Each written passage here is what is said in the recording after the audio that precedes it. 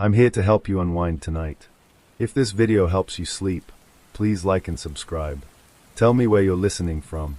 Story 1. At exactly 3:17 a.m., the voicemail arrived. It wasn't the first strange call the police department in Briar Hollow had received. Small towns attract strange things. Prank calls, drunk confessions, teenagers daring each other to whisper into the night. But this one was different. Dispatcher Hannah Lyle didn't know that yet. She was halfway through her third cup of stale coffee when the line blinked red. The timestamp glowed, 3:17 a.m. She answered automatically. Briar Hollow Police Department. What's your emergency? Silence. Not the usual kind. Not breathing. Not static. Just a room. Then came the whisper. Help me. Hannah froze. The voice was male. Weak. Trembling. Not theatrical. Not exaggerated. Real. Sir, can you tell me where you are? A pause. Then something scraped. Wood against wood. Is in the house. Hannah's heart slammed. Who is in the house? The whisper came closer to the receiver. I can hear him walking. In the background, faint but unmistakable. A floorboard creaked. Hannah immediately began tracing the call. The system lagged. Rural routing. Spotty cell tower handshake. Sir, what's your name? The whisper cracked. I can't say it. He'll hear. Another creak. Slower this time. Measured. Like someone pacing. Sir, where are you hiding? A long pause. Then, under it. The line went dead. Officers were dispatched within 2 minutes. The trace returned partial data, a prepaid cell phone, last ping near Ashwood Lane, a quiet stretch of older homes bordering thick woodland. The property that matched strongest signal triangulation. 47, Ashwood Lane. Owned by Daniel Harker. Age 42. Local contractor. No priors. Divorced. No children. The patrol unit arrived at 3:29 a.m. The house was dark. No lights. No visible movement. Officer Kyle Mendez knocked. Nothing. He circled the property. No broken windows. No forced entry. No sounds. Backup arrived. They knocked again. Still nothing. At 3:42 a.m., they forced entry. The house was immaculate. Living room tidy. Kitchen spotless. No signs of struggle. Bedroom neatly made. Bathroom dry. No one inside. No phone found. No basement. But there was one thing that bothered Officer Mendez. In the hallway near the back of the house, one section of hardwood flooring looked slightly newer than the rest. He crouched, ran his fingers across the seams. There were faint pry marks along the edges. Old. But there. He stood. Get the homeowner. Daniel Harker answered his phone at 4:12 a.m. Groggy. Annoyed. I'm out of town, he insisted. I've been in Cedar Ridge since yesterday morning. Job site. Can you prove that? Detective Mara Ellison asked. A pause. Yes. He could. Hotel receipt. Security footage from the lobby. Timestamped dinner bill. It checked out. By 7:30 a.m., the department had a mystery and no body. No missing person report. No blood. No disturbance. No basement. Just a voicemail. But Hannah couldn't shake the sound. The creaking. The pacing. And the final words. Under it. The recording was enhanced that afternoon. Forensics isolated background noise. There it was again. 3 distinct creaks. Spaced evenly. Back and forth. Back and forth. Back in. Stop. Then something else. A soft thud. Like pressure. As if someone had shifted their weight. On Elt. Mara replayed it 5 times. Then 10. Then she heard something new. A second sound beneath the whisper. Very faint. Almost layered. A rhythmic tapping. 3 short. Pause. 3 short. Pause. Over and over. She leaned back. Zoomed the waveform. They did. The tapping formed a pattern. Not random. Not structural settling. Intentional. 3. Pause. 3. Pause. Like a code. They brought Daniel Harker in for questioning 2 days later. He was calm. Cooperative. Mildly irritated. I don't know anything about a call, he said. My house was empty. Who has keys? No one. Anyone been staying there? No. You ever do renovations on the hallway floor? He hesitated. A few years ago. Water damage. From dishwasher line. Plumbing records showed no such repair permit. But in Briar Hollow, not everyone filed paperwork. Mara leaned forward. Daniel, if someone is inside your house, under your floorboards, we need to know how they got there. He laughed. Actually laughed. That's insane. Is it? His jaw tightened. You tore up my house. You didn't find anyone. Not yet. That night, Mara couldn't sleep. The tapping haunted her. 3. Pause. 3. Pause. She scribbled it down. Short. Short. Short. Short. Short.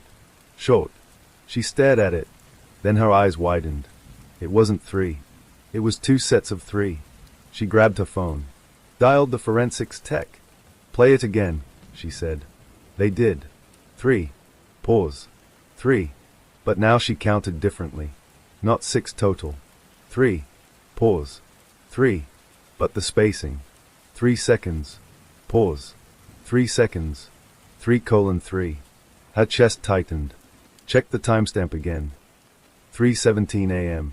She went cold. 3:17. 3. 1. 7. What if the tapping wasn't 6? What if it was 3 taps? Pause. 1 tap. Pause. 7 taps. Her breathing quickened. Isolate it, she whispered. They enhanced it further, filtered the frequencies. There it was. 3 distinct taps. A pause. 1 single tap. Longer pause. 7 rapid taps. Her pulse roared in her ears. The time the call came in. He wasn't tapping randomly. He was telling them when. Or where. Or both. The next morning, a missing person report came in. Filed by a woman from Cedar Ridge. Her brother hadn't shown up to work in 3 days. His name? Thomas Vale. Age 36. Last known contact. A job interview. With a contractor in Briar Hollow. Name listed on the email exchange. Daniel Harker. Mara didn't wait for a warrant this time. She got it within the hour. Ground-penetrating radar was brought in. The scan passed over the hallway. Then paused. There was a void. Not large. Not coffin-sized. Smaller. Tight. Cramped. Directly beneath the newer boards. Mara swallowed. Open it. The pry bar slipped under the seam. Wood groaned. Nails screamed as they lifted. The boards came up slowly.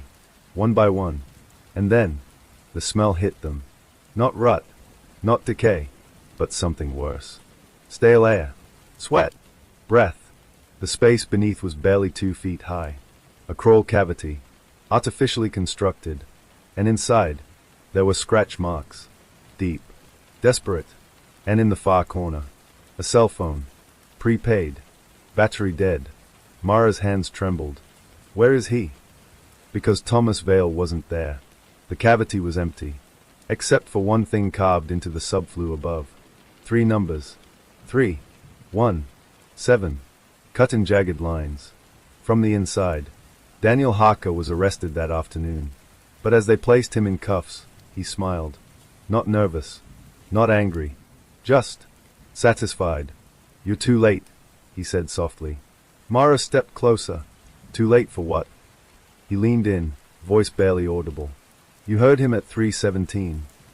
Her blood ran cold. But you didn't hear the second voice. She froze. What second voice? Daniel's smile widened. The one that wasn't asking for help. The rain hadn't stopped since the morning they found Olivia Mercer. It clung to the windows of 214, Blackridge Road like something refusing to let go. Police tape fluttered in the wind. The media had already started calling it the Blackridge mystery. But inside the investigation room at the station, it wasn't a mystery. Not yet. It was a list of names. And at the very top of that list was Daniel Mercer, Olivia's husband. Detective Carla Reyes sat across from Daniel in interview room B. The fluorescent light buzzed overhead. He looked exactly how a grieving husband should look. Red eyes, shaking hands, damp cuffs from pacing outside in the rain. But grief can be rehearsed. And Carla had seen good actors before. You were the last person to see her alive, she asked. Daniel swallowed. Yes. Walk me through it again. He rubbed his hands together. I left for work at 8:15. She was upstairs. Said she wasn't feeling well. I kissed her goodbye. And when did you come home? 6. Maybe a little after. And the door was locked? Yes. Carla tapped her pen on the folder. The bedroom had been locked from the inside. Windows sealed. No sign of forced entry. Olivia was found on the floor beside the bed. No defensive wounds. No obvious trauma. But she was dead. And toxicology was already raising eyebrows. You have a key to the bedroom? Carla asked. Daniel hesitated. Just for half a second. No. She liked privacy. It's an old house. The door locks from inside. Why would a married couple need a locked bedroom? She had anxiety, he snapped, then softened. After everything. Everything. Carla flipped a page. 2 months ago, Olivia had tried to file for divorce. Then she withdrew it. Then she stopped returning her sister's calls. Then she died in a locked room. Across town, Detective Marcus Hale stood outside the house again, studying it like it might blink first. Victorian build. Narrow hallway. Old brass fixtures. Original door hardware. He stepped inside and stared up the staircase. Something's wrong, he muttered. Crime scene photos didn't match the physical feel of the house. The bedroom door opened inward. Simple latch lock. Nothing complicated. He climbed the stairs slowly and stepped into the hallway. The air still smelled faintly of lavender cleaner. He knelt beside the door frame. And then he saw it. A hairline scratch along the latch plate. Fresh. He leaned closer. The screws had been removed recently. Not fully replaced. One slightly misaligned. Someone had tampered with the lock. Back at the station, Daniel's story started shifting. Did Olivia take medication? Carla asked. Yes. For anxiety. Prescription? Yes. We found no pill bottle in the room. Daniel blinked. She must have thrown it away. In a locked bedroom. He didn't answer. Instead, he wiped his eyes. I loved my wife. Carla leaned forward. Then help us understand how she ingested a fatal dose of sedatives without a prescription, inside a locked room, after filing for divorce. The word divorce made him flinch. She changed her mind. Why? She said she was confused. Or afraid. Silence. And then, a crack. You don't know what she was like, he whispered. Carla didn't react. But that sentence hung in the air like smoke. Forensics confirmed it the next morning. Olivia had died from an overdose of zolpidem. High concentration. Enough to stop her breathing. But there were no pill fragments in her stomach. No bottle in the room. And no water glass nearby. Which meant one thing. It hadn't been swallowed traditionally. It had been dissolved. Marcus returned to the house with a forensic tech. Check the bathroom, he said. They ran luminol along the sink. Nothing. Then the bathtub. Nothing. Then the small vanity trash can beneath the sink. Inside was a crumpled tissue. Barely visible residue. Lab would confirm it hours later. Zolpidem powder. Someone had crushed tablets. Meanwhile, Carla pulled Olivia's phone records. There was a call at 8:42 a.m. Outgoing. To her sister, Megan. Duration, 14 seconds. Carla dialed the number. Megan answered on the third ring. I've been waiting for your call. When was the last time you spoke to Olivia? Yesterday. She was scared. Of what? Daniel. What did she say? She said if anything happened to her, it wasn't an accident. Carla closed her eyes slowly. Why didn't you report that? She made me promise not to. Daniel's alibi started unraveling. Security footage from his office parking garage showed his car arriving at 9:12 a.m. But traffic cameras showed him turning around at 8:29, heading back toward Blackridge Road. He had a 32-minute window unaccounted for.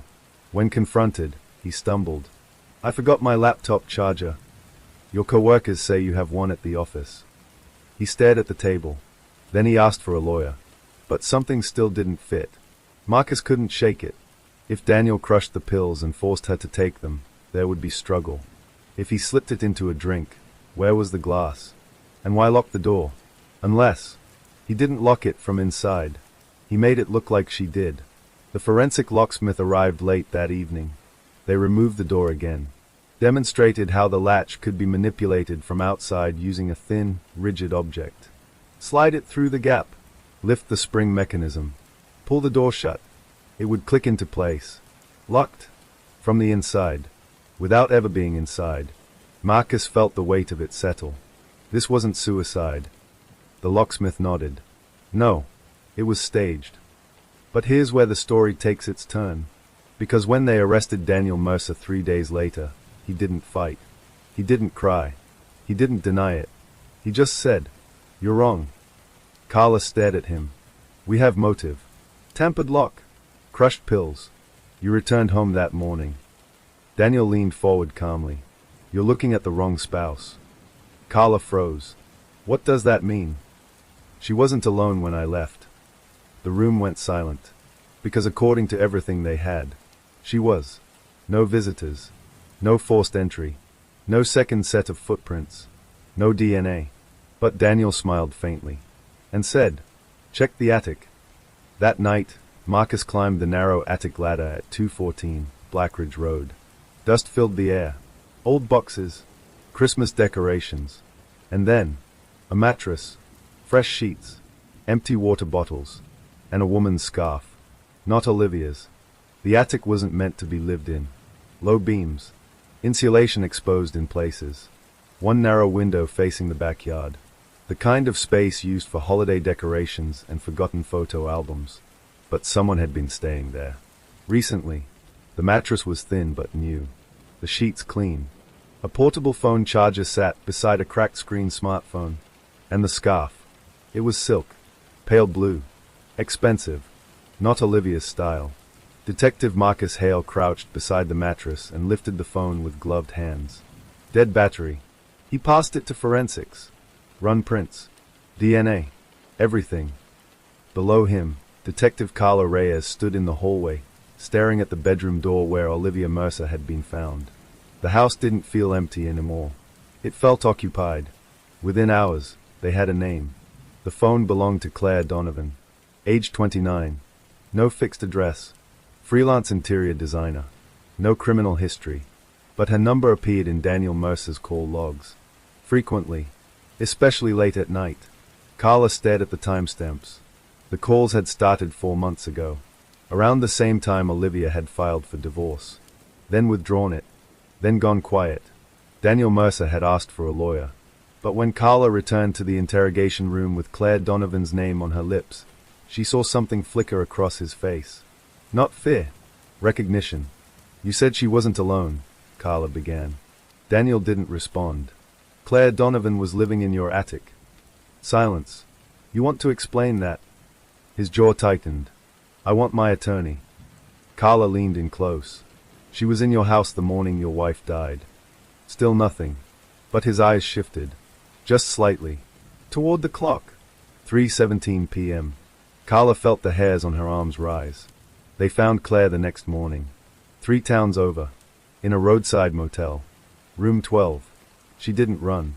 Didn't scream. Didn't even look surprised when officers knocked. She just said, "I was wondering how long it would take." Claire Donovan didn't look like someone capable of murder. But Carla had learned long ago not to trust appearances. Claire sat straight in the interview chair. Calm. Collected. Too collected. "You were living in Daniel Mercer's attic," Carla said. "Yes." "Why?" "I needed a place to stay." "And his wife?" Claire hesitated. She didn't know at first. "At first. Daniel told me they were separating." Carla folded her hands. "Were they?" Claire looked down. Not the way he described. The story began to unravel slowly. Claire had met Daniel at a renovation consult. He was charming. Attentive. He told her his marriage was over. That Olivia was unstable. Controlling. Threatening to ruin him financially. He said she wouldn't leave, Claire whispered. "So you moved into the attic?" He said it was temporary. Carla stared at her. "And Olivia never found you?" Claire swallowed. "She did." Silence filled the room. "When?" 2 weeks ago." "What happened?"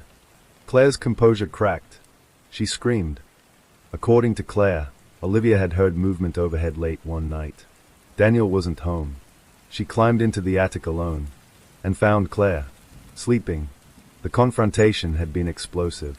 Olivia threatened to call the police, to expose everything, to end the marriage for good. Claire had packed her things that night, but Daniel stopped her. He said he'd handle it, Claire said quietly. Carla leaned forward. What does that mean? Claire's eyes filled. He said she was fragile. That stress made her irrational. He said he'd calm her down. Did you see Olivia the morning she died? Carla asked. Claire hesitated. Yes. The word landed heavy.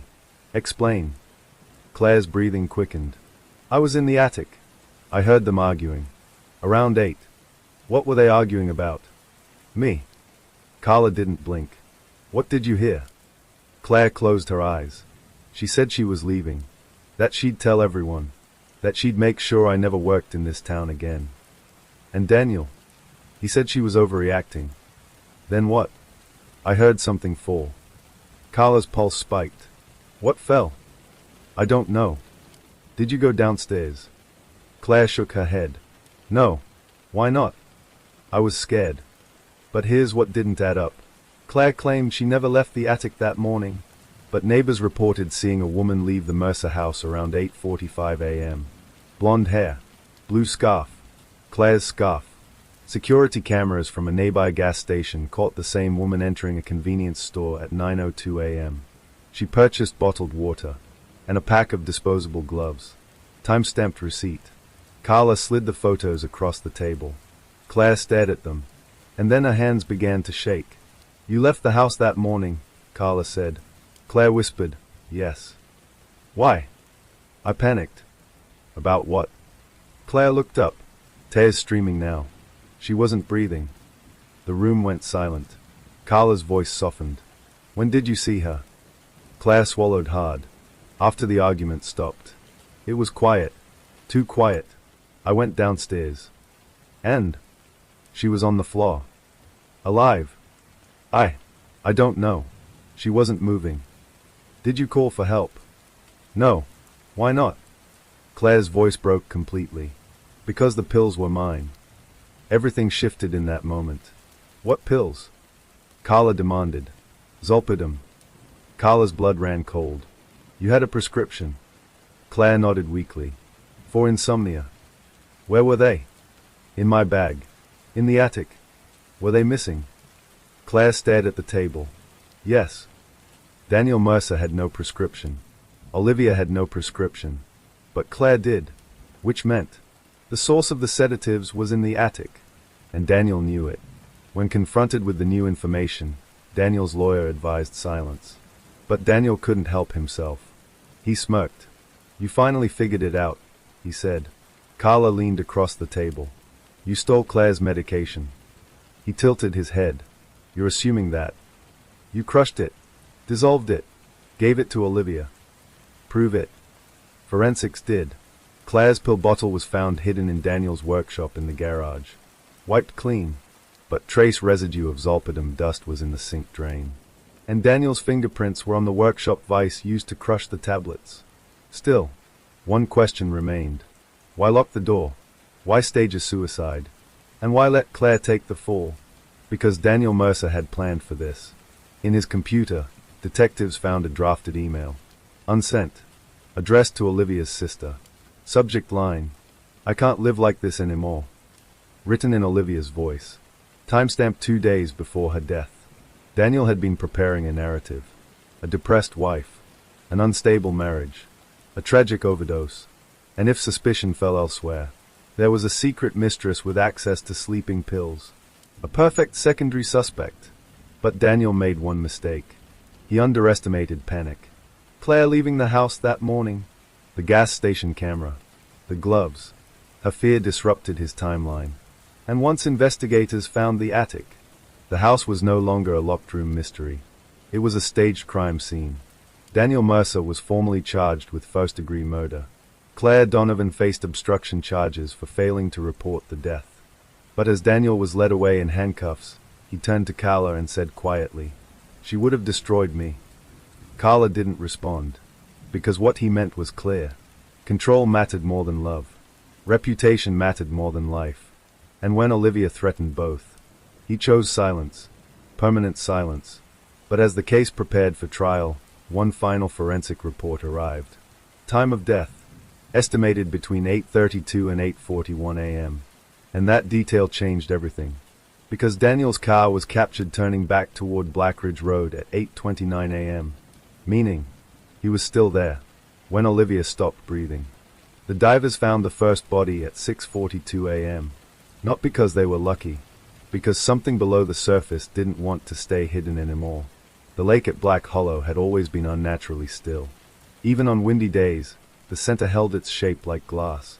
Locals used to joke that it had a bottomless middle, that it swallowed things and never gave them back.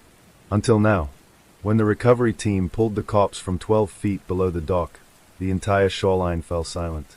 Because everyone recognized her. It was Jenna Vale. Missing for 8 years. Declared legally dead 5 years ago. Still wearing the same silver bracelet she had on the night she vanished. But that wasn't what made the sheriff step backward. It was the rope, wrapped around her wrists. The rope was new. News spread through Black Hollow in under an hour. By the time Mara Whitlock reached the lakeshore, reporters were already gathering beyond the barricades. She flashed her press badge but kept her head down. This wasn't about the news. This was about the letter. The anonymous message she'd received 2 weeks ago. You were right. The water remembers. At the time, she thought it was a cruel joke referencing her old investigation, the one that cost her career in the city, the one where she insisted multiple missing persons cases were connected. No one listened, until bodies started surfacing. Now she stood 20 feet from a blue tarp that covered the first confirmation of her worst fear. Deputy Collins approached her, face pale. You shouldn't be here, Mara. I live here. He exhaled slowly. It's Jenna. I know.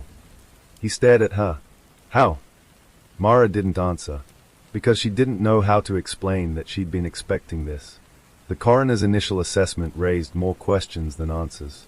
Jenna had not drowned. There was no water in her lungs. Her lungs were filled with air, meaning she had been dead before entering the lake. Recently dead. Less than 48 hours. But she'd been missing for 8 years. That meant someone had kept her alive. Somewhere. All this time. The autopsy also revealed something else. Scarring around her ankles. Repetitive. Circular. Like restraints. Black Hollow wasn't a big town. If someone had been holding a woman captive for nearly a decade, someone would have noticed. Unless they trusted the person who did it. Sheriff Dalton called an emergency town meeting that evening at the community center. The room was packed. Parents clutched children closer. Neighbors avoided eye contact. The lake, once a place for summer festivals and fishing competitions, had become something darker overnight. Dalton kept his tone calm. We have reason to believe this is not an isolated incident. The words rippled through the room like a physical force. Additional search teams will be scanning the lake tomorrow. An older man stood abruptly.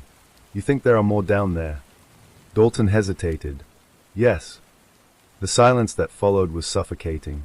There were. By sunset the next day, divers recovered 2 more bodies. Both female. Both missing for years. Both recently killed. Both with fresh rope binding their wrists. And both had something carved into their forearms.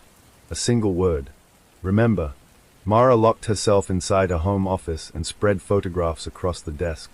Jenna Vale. Abigail Pierce. Lila Moreno. All vanished between 8 and 12 years ago. All resurfaced within a 36-hour window. Recently dead. Recently dumped. And the message on their skin. Remember what? Her phone buzzed. Unknown number. She answered. Silence. Then breathing. Slow. Measured. She didn't hang up. I know what you're doing, she said quietly. The breathing stopped. Then a whisper. You forgot. The line went dead. Mara drove to the lake at midnight. She didn't tell anyone. Didn't call the sheriff. She needed to see it without flashing lights and police tape. The dock creaked under her weight. Moonlight shimmered across the water's surface. Still. Unmoving. She closed her eyes and tried to recall something that had haunted her for years. The first disappearance she'd covered in Black Hollow. Before she moved to the city. Before she became known for chasing impossible patterns. There had been another girl, not officially missing, not reported, because she came back, after 3 days, disoriented, cold, claimed she'd been lost in the woods. Her name was Clara Hendricks. Mara's stomach twisted. Clara had moved away shortly after. No one questioned it, because she was alive. Mara hadn't thought about her in years. Until now. A noise behind her. Footsteps. She turned. No one. But the trees lining the shore felt closer somehow. Watching. Then something bumped against the dock beneath her feet. She looked down. A shape under the water. Too large to be debris. It drifted slowly past. And for a moment, just a moment, she thought she saw fingers. The fourth body surfaced on its own at 3:17 a.m. No divers. No equipment. It rose gently near the center of the lake as if placed there deliberately. This one was male. And he wasn't missing. He was local. Thomas Reed, owner of Reed's Hardware. Respected. Married. 2 children. Dead less than 24 hours.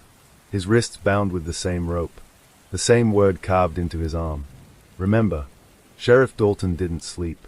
Because Thomas Reed had helped build the original dock 15 years ago. And because Thomas Reed had once been a volunteer searcher during Jenna Vale's disappearance. He had stood on this same shore and promised her parents they would find her. Now he floated where he had searched. The implication was impossible to ignore. Whoever was behind this knew the town, knew the history, knew who to choose. Mara visited Clara Hendricks' old house the next morning. It had been empty for years. Windows boarded, yard overgrown. But something caught her attention immediately. Fresh tire tracks in the mud. Recent. She stepped closer to the porch. The boards creaked under her weight. The front door wasn't locked. Inside, dust coated most surfaces. Except one table. On it sat a single object. A small tape recorder. Red light blinking. Recording. Mara pressed stop. Rewind. Play. Static. Then a woman's voice. Soft. Shaking. I didn't forget. I tried not to. But he said if I told. The tape cut abruptly. Mara's pulse thundered in her ears. She turned slowly. Because she wasn't alone anymore. The air behind her shifted. A floorboard groaned. She didn't scream. Didn't run. Because something colder than fear settled in her chest. Recognition. The whisper on the phone. The breathing. The word carved into skin. Remember. You shouldn't have come back, Mara. The voice was calm. Familiar. And entirely unexpected. Outside, sirens wailed in the distance. Someone had discovered something else in the lake. But inside the abandoned house, time froze. Mara forced herself to speak. You kept them alive. Silence. Then a quiet correction. No. A step closer. They kept me alive. Her mind raced. Clara. It had to be Clara. But Clara had been a victim. Lost in the woods. Missing 3 days. Unless she hadn't been lost. Unless she had been taken. And returned. Changed. You remember now, the voice whispered. And that's when Mara understood something horrifying. The bodies weren't resurfacing randomly. They were being delivered. One by one. As a message. To her. Because 8 years ago, Mara had written an article questioning the official timeline of Jenna Vale's disappearance. She'd suggested someone local was involved. Someone trusted. Someone overlooked. Her editor killed the story. Called it reckless. But someone else had read it. Someone who needed her to remember what she almost uncovered. The breathing was closer now. I waited, the voice said. I waited for you to come back. Mara's hand slowly slipped into her coat pocket. Phone. No signal. Of course not. You're killing them now, she said carefully. Finishing what he started. A pause. He's gone, the voice replied. So I'm cleaning the lake. The sirens outside grew louder. Closer. But still too far. Mara took a step backward. The floorboard beneath her heel cracked loudly. The voice moved faster than she expected. And suddenly, a hand clamped around her wrist. Cold. Strong. And trembling. You were supposed to remember, Clara whispered. I never forgot, Mara breathed. But the grip tightened. And that's why you have to go back in. Outside, Black Hollow Lake remained perfectly still. Waiting. And beneath the surface, something shifted again. Not rising. Not yet, but preparing. Because the lake wasn't finished. And neither was Clara. The camera would fade in slowly here. Soft rain. Distant thunder. A shoreline swallowed by mist. And then, Blackwater Lake. By now, the town was fractured. 2 more disappearances in the span of 3 weeks. First, 16-year-old Dylan Moore, last seen riding his bike toward the old forestry trail. His bike was later found near the same shoreline where Lily Harper vanished. Then, schoolteacher Marianne Ellis. Her car discovered abandoned outside the derelict Hawthorne estate. Windows rolled down, engine cold, purse untouched on the passenger seat. No signs of struggle. No footprints. No fingerprints. Just silence. The kind of silence that feels intentional. Detective Aaron Hale hadn't slept in 36 hours. His motel room in Blackwater smelled like old carpet and regret. Crime scene photos were pinned to the wall with thumbtacks he'd bought from the gas station. 3 faces. Lily, Dylan, Marianne, all last seen near the same place. Blackwater Lake, and more specifically, the Hawthorne house. The Hawthorne estate sat on a peninsula stretching into the lake like a skeletal finger. Built in 1923 by industrialist Edwin Hawthorne, the mansion had once been a symbol of wealth. Now it was rotten memory. Locals claimed the house was abandoned after Edwin's wife, Clara Hawthorne, drowned in the lake under mysterious circumstances. Official record, accidental drowning. Town rumor, she was pushed. But what chilled Hale wasn't folklore. It was something else. Every disappearance over the past 20 years, 5 unsolved cases, shared proximity to that lake. He spread the old files across the bed. Names from different decades, different ages, different backgrounds, but the same radius. 1 mile from the Hawthorne estate. That night, Hale drove out alone. He didn't inform the local sheriff. Didn't request backup. Something about this felt personal.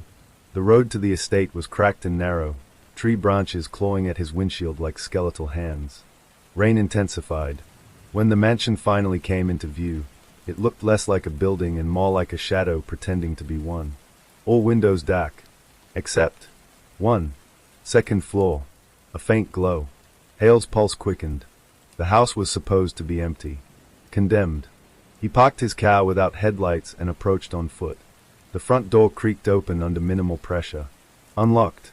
Inside, the air was stale and cold. Dust blanketed the floors, but that wasn't what stopped him. There were footprints. Fresh. Leading deeper into the house. He followed them. Each step echoed louder than it should have.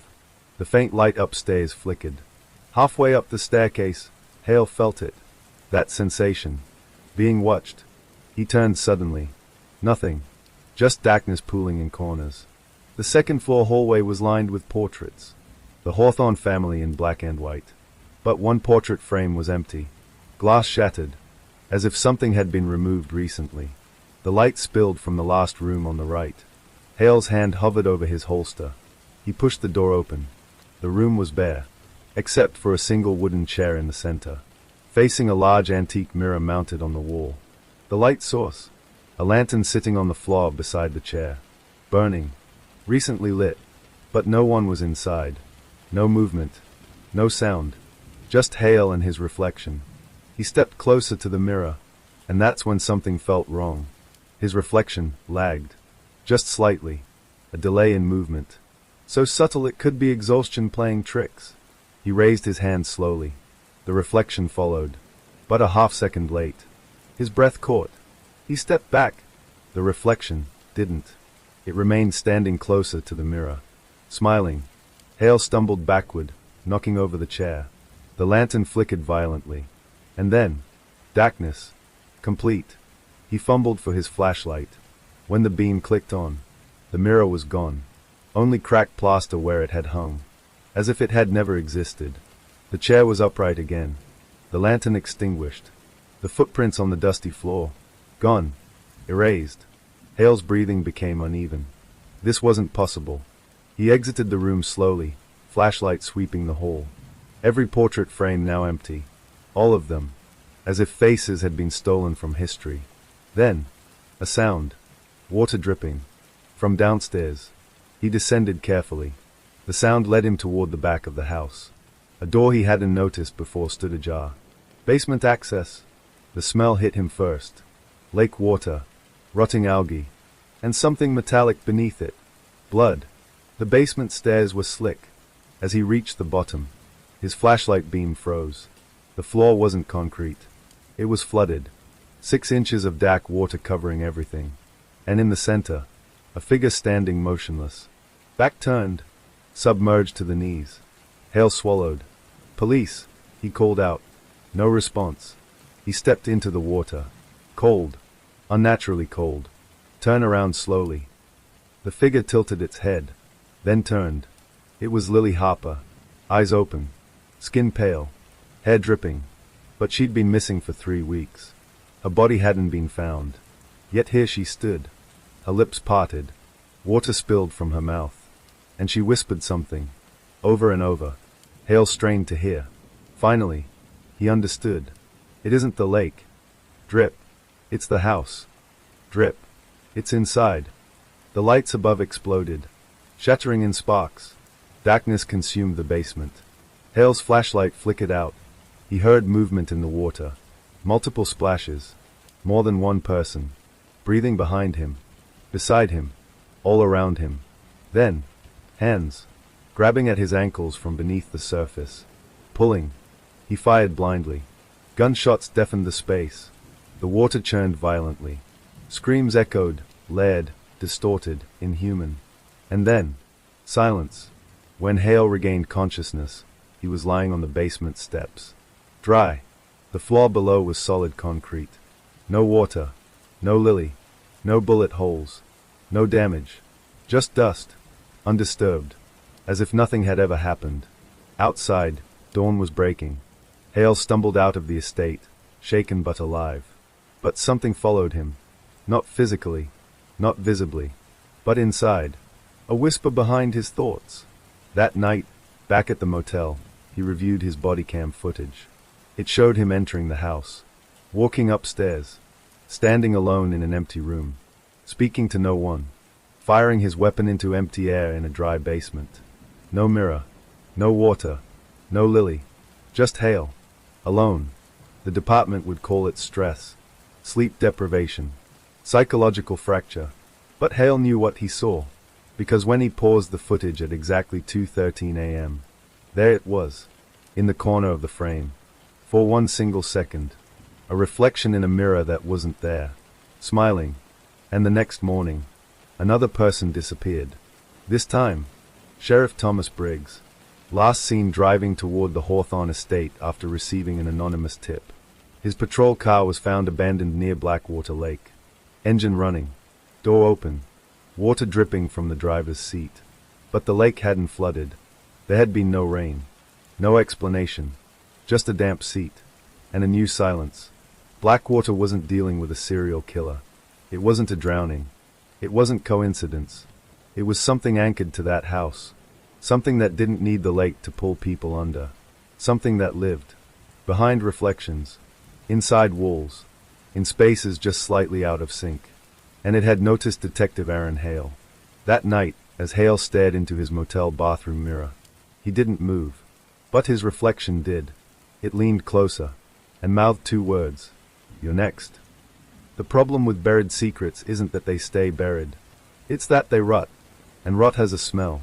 By the time Detective Mara Ellison realized what that smell was, it had already seeped into every corner of the investigation. The basement recording. The voice in the static. The whisper that didn't belong to any of the victims. And the date. October 14th. The same date circled 3 times in red inside Thomas Hale's locked study drawer. The forensics report came back at 6:42 a.m. Mara hadn't gone home. She sat at her desk under fluorescent lights that hummed like insects, staring at the waveform printout as if it might rearrange itself into something less horrifying. It didn't. The lab confirmed what she already feared. The basement audio had been edited. Not recently. Years ago. The hiss and crackle weren't natural degradation. Someone had intentionally distorted sections of the recording. Entire phrases had been sliced out with surgical precision. Why would he damage his own evidence? Officer Reyes asked quietly. Mara didn't look up. "He didn't damage it," she said. He had something inside it. They brought in an audio restoration specialist from the State Bureau. 3 hours later, they had something new. Not clarity, but enough. The enhanced track revealed fragments beneath the distortion, like a voice submerged underwater. A man. Not Hale. Younger. Panicked. You said no one would get hurt. Static. She wasn't supposed to be there. Click. You promised. And then, this part made the entire room go silent. Thomas Hale's voice, calm and almost amused. I promise a lot of things. The date mattered. October 14th. They pulled city archives. 10 years ago. A warehouse fire. 4 casualties. Official cause, electrical fault. Closed case.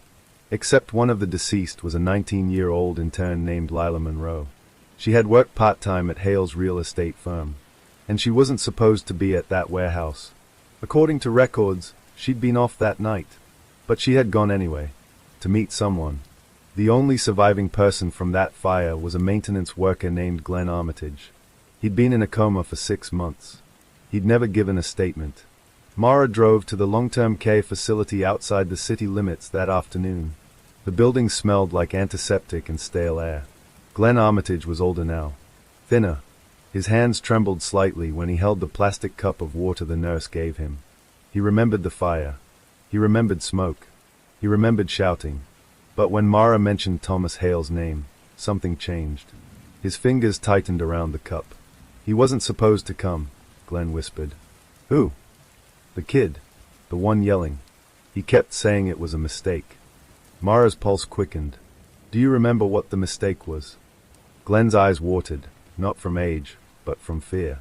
They were arguing about insurance. Insurance. The warehouse had been heavily insured. Payout, $8 million. Collected by a shell company later traced back to a holding firm controlled, quietly, by Thomas Hale. Mara felt it click into place. The fire hadn't been an accident. It had been staged. And Lila Monroe had walked in at the wrong time. But that still left the voice on the tape. You said no one would get hurt. They ran Lila's known associates. Friends. Co-workers. Family. One name kept resurfacing in old social media posts and archived emails. Daniel Reeves. Boyfriend. Engineering student. No criminal record. Moved out of state 2 months after the fire. Current address, rural Oregon. Alive. Mara called him. He didn't hang up. He didn't deny knowing Hale. He didn't deny the warehouse. He just said one sentence. You found the recorder, didn't you? Daniel agreed to talk. On one condition. He would come to them. Not the other way around. He arrived 2 days later. He looked like a man who hadn't slept in years. When they played the restored audio for him, he didn't flinch. That's me, he said. Mara leaned forward. Tell me what happened. Daniel's hands were steady. But his voice wasn't.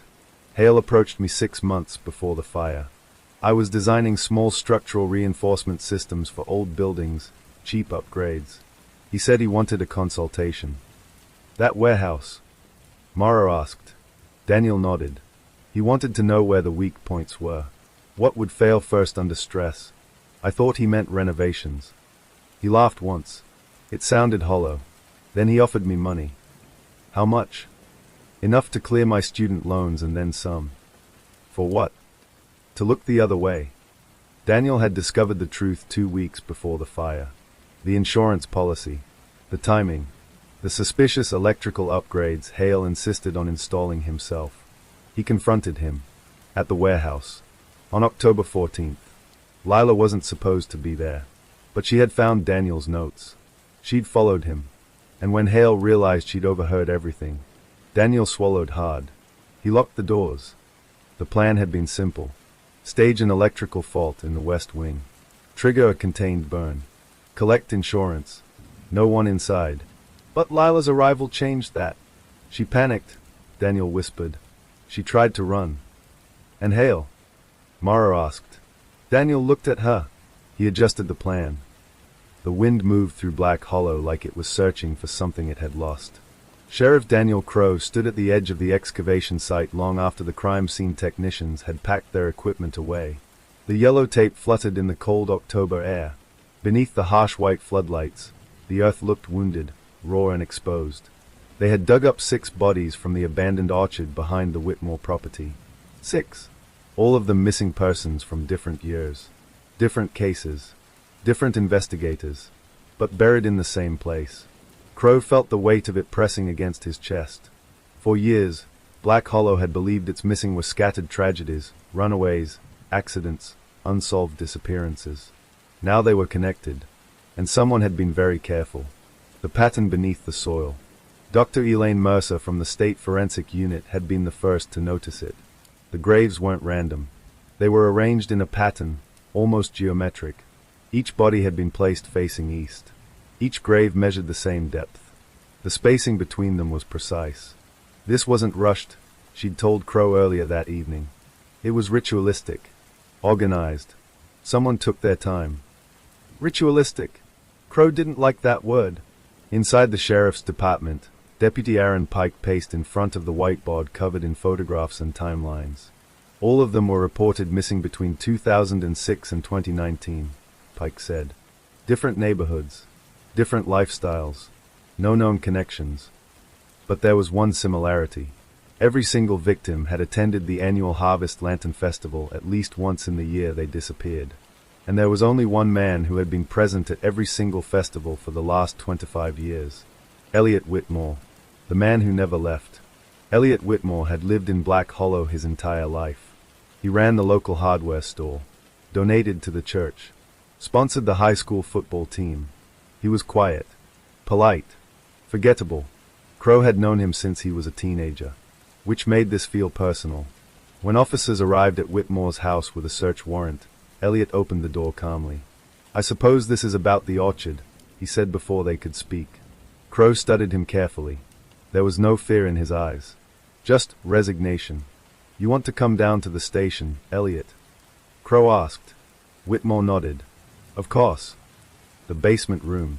The search of the Whitmore property had already uncovered something strange.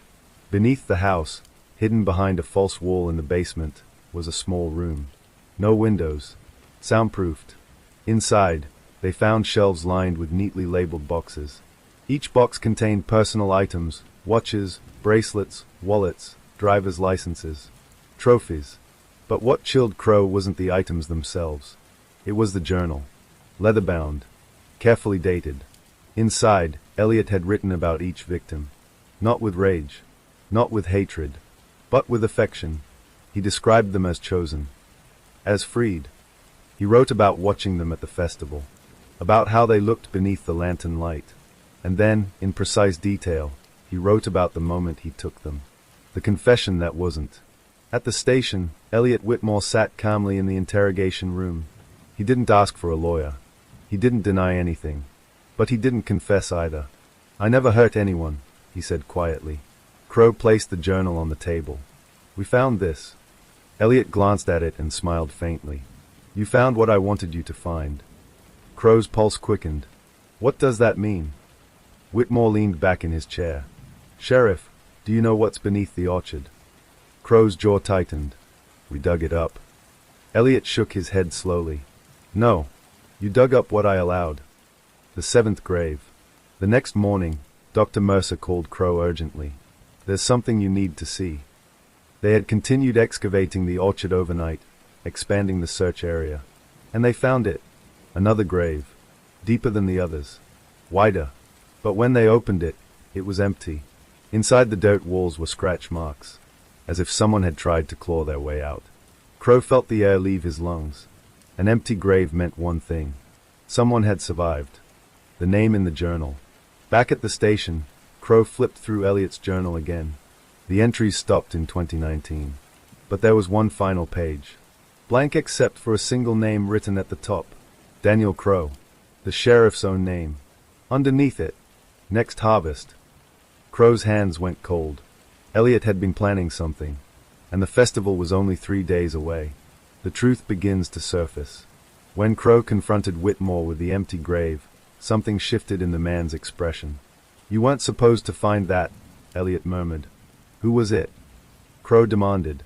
"Who got out?" Whitmore stared at the wall. "She was different. Stronger." "She?" Crow pressed. Elliot's lips curled into the faintest smile. She still walks your town. A cold realization crept into Crow's mind. If someone had escaped years ago, they might know everything, and they might have been living among them ever since. The woman who remembered. That night, Crow received a call from an unknown number. A woman's voice, trembling. "I heard you dug up the orchard." Crow gripped the phone tightly. "Who is this?" Silence. Then, "I was there." His heart pounded. "I got out." Crow didn't breathe. "Where are you?" "I can't say. Not yet." He has friends. Friends. The word echoed in Crow's mind. "Are you safe?" he asked. "For now." "Tell me your name." A long pause. "Rachel Miller." Crow's blood ran cold. Rachel Miller had disappeared in 2012. Declared dead. Case closed. The final warning. Before Crow could ask another question, Rachel spoke again. "He's not alone," she whispered. "The orchard wasn't just him." Crow felt the world tilt. "What do you mean?" "He didn't choose us by himself. They watched with him. They voted." "Voted." "The festival," Crow breathed. Rachel's voice cracked. "They're still doing it. Every year." The line went dead. Sheriff Daniel Crow stood alone in his office long after midnight. Outside, workers were already stringing up lanterns across Main Street. The Harvest Festival would begin in 3 days. If Rachel was telling the truth, Elliot Whitmore wasn't just a killer. He was part of something larger, something woven into the town itself. And somewhere in Black Hollow, the next victim's name might already be written. The wind howled through the hollow like a warning. And for the first time since he pinned on his badge, Sheriff Crow wasn't sure who he could trust. The photograph was taken 3 days before the fire. Detective Mara Iqbal didn't know that yet when she first saw it. All she knew was that it didn't belong in the evidence box labeled Hartwell Residence, Basement Recovery. The box had been sitting in storage at the county records building outside Ashford for 12 years. Long enough for dust to soften its edges. Long enough for most people to forget that a house on Briar Lane had once burned so hot it warped the mailbox across the street. Officially, the case was closed. Unofficially, it had never been solved. Mara only reopened it because of a clerical error. That's how the worst truths often come back, quietly. The Hartwell fire had killed 4 people: Thomas Hartwell, his wife Elaine, their teenage daughter Sophie, and their 8-year-old son Caleb. The official cause was an electrical malfunction. But there had always been whispers. Neighbors had reported shouting the week before the fire. A teacher at Ashford Elementary claimed Caleb had come to school with a bruise on his collarbone. A waitress at the diner on Route 6 said she'd seen Elaine crying in the bathroom the night before the house burned down. None of it had been enough. No accelerant was found. No forced entry. Just a house turned to black bone and ash. Mara was recataloguing old cold cases when she found the photo tucked inside the back flap of a sealed envelope. It wasn't logged in the original inventory, which meant someone had hidden it. The image showed a birthday party in the Hartwell backyard. Plastic tablecloth. Blue balloons. A cake shaped like a rocket ship. Caleb stood in the center, smiling shyly at the camera. But that wasn't what caught Mara's attention. It was the boy behind him. Half visible. Standing near the fence. Watching. He wasn't part of the family. She was sure of it. His clothes were too neat. Too formal. Buttoned shirt. Dark slacks.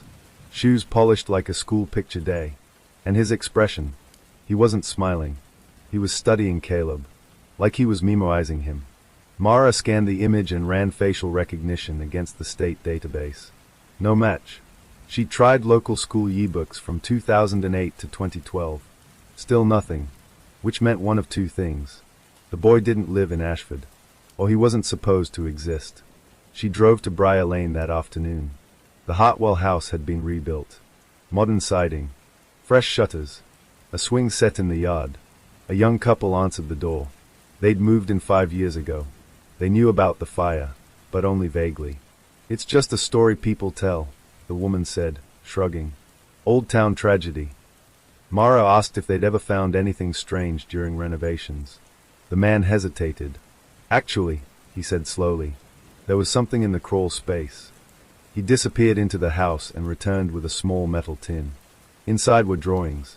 Crayon sketches on lined notebook paper.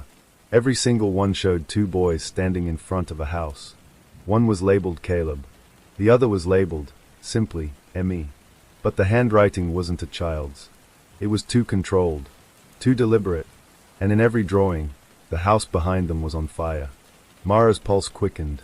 These drawings had never been entered into evidence, which meant someone had either missed them, or removed them. She flipped over the final page. On the back, in faint pencil, were 3 words.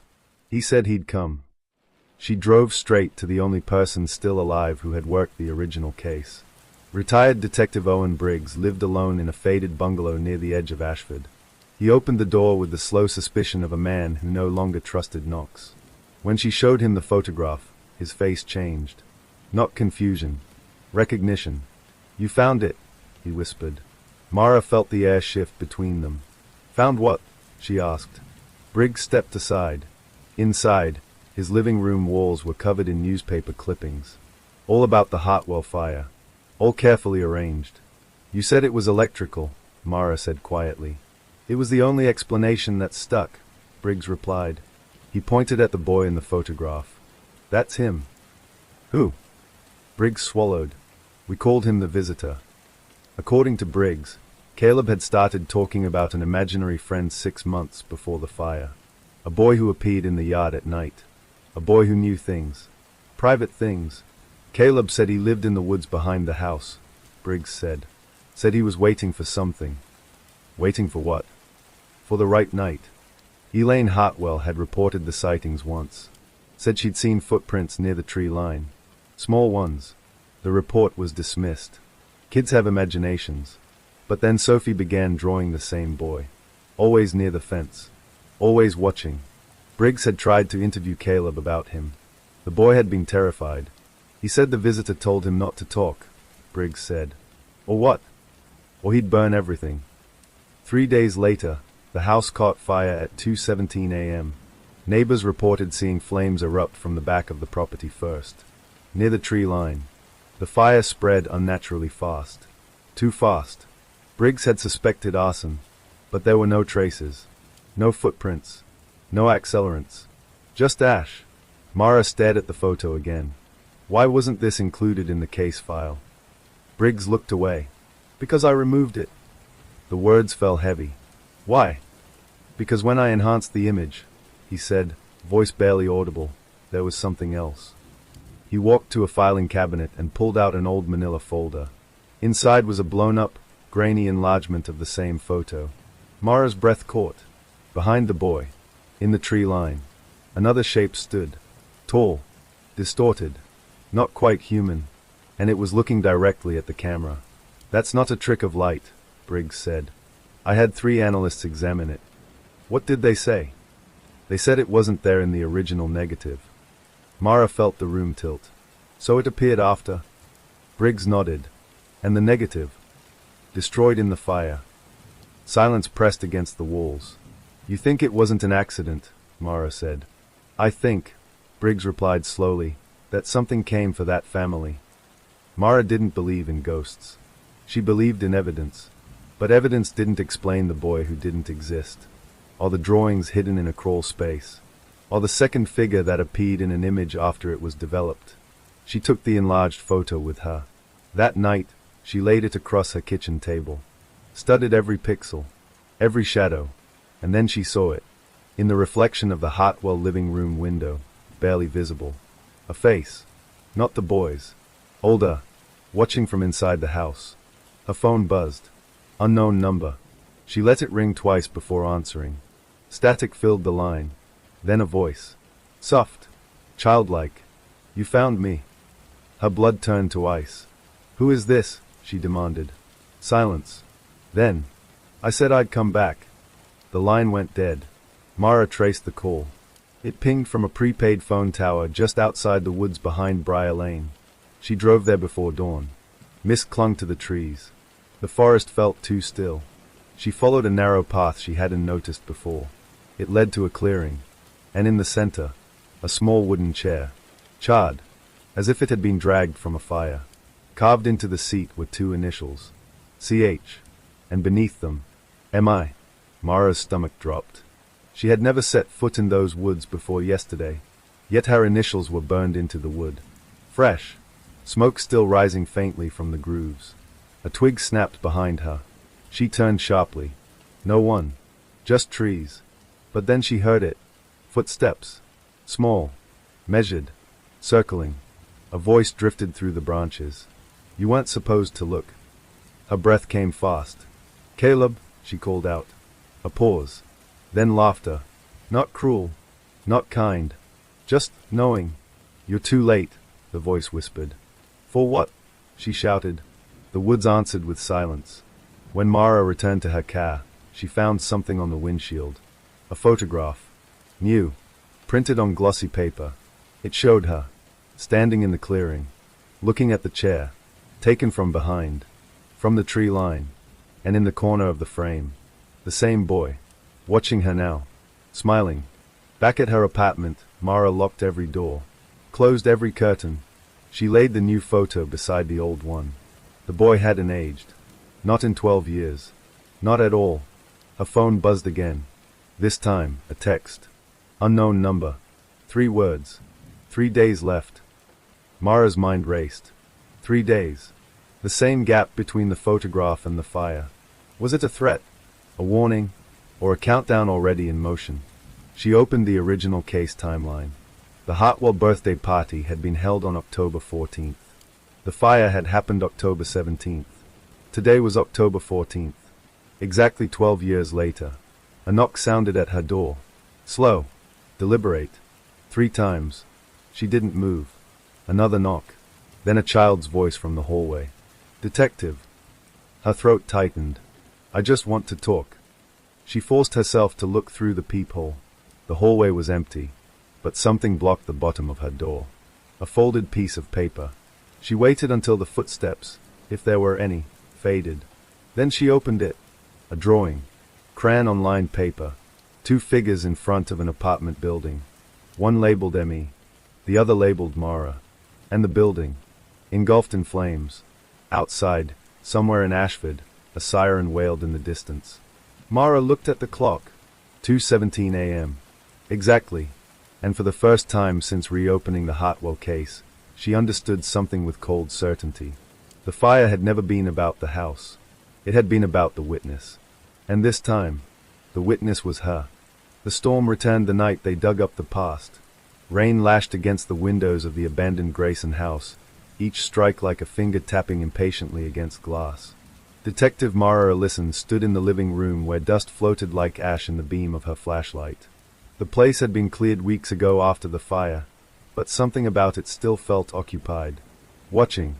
Waiting. Beside her, Officer Grant shifted uneasily. You really think it's under here? Mara didn't answer immediately. Her eyes were fixed on the warped wooden floorboards near the fireplace. The fire report had claimed the blaze started in the basement electrical panel. But there was something wrong with that. The wiring had been tampered with, deliberately rerouted. And someone had removed the basement door entirely before investigators arrived. That wasn't panic. That was preparation. Get the pry bar, Mara said quietly. The hidden entrance. The floor gave way easier than it should have. Beneath the living room rug, beneath the charred boards, was a narrow square of newer wood. Different grain. Different nails. Recently installed. Grant wedged the pry bar under the seam. The wood cracked open with a splintering groan. A rush of cold air poured upward, and with it, the smell. Damp earth. Metal. Decay. Mara swallowed hard. There was never a basement on the blueprints, Grant whispered. There is now. They widened the opening enough to shine a light down. A ladder. Metal. Bolted into concrete. Leading into darkness. Mara descended first. The room below. It wasn't a basement. It was a chamber. Concrete walls reinforced with steel beams. No windows. Soundproof foam lining sections of the ceiling. And in the center, a heavy wooden table bolted to the floor. Restraint cuffs attached at each corner. Grant froze behind her. Oh my God. Along the walls were shelves. Neatly labeled boxes. Dates. Names. Mara stepped closer. Every label was a missing person. Some of them she recognized. People from surrounding counties. Cold cases stretching back over a decade. And then, the final shelf. 4 boxes, labeled in black marker. Liam, Chloe, Daniel, Evan, the Grayson commuters, the ones who vanished from mile marker 37. Her hands trembled as she opened Liam's box. Inside, a wallet, driver's license, a cracked phone, and a folded piece of paper. She unfolded it. 3 words written in frantic pen strokes. He watches everything. The camera. Grant was pacing now, pale. Who builds something like this under their own house? Mara didn't answer, because she had just found the camera, mounted high in the corner, disconnected, but intact, and facing directly at the table. This wasn't random, she whispered. This was controlled, organized, meticulous. She turned slowly, scanning the room. There's no blood. Grant frowned. Maybe it was cleaned. No, she said softly. There's no drain. No stain. No damage. If someone died down here. She trailed off. They didn't leave. The discovery. It was behind the far wall.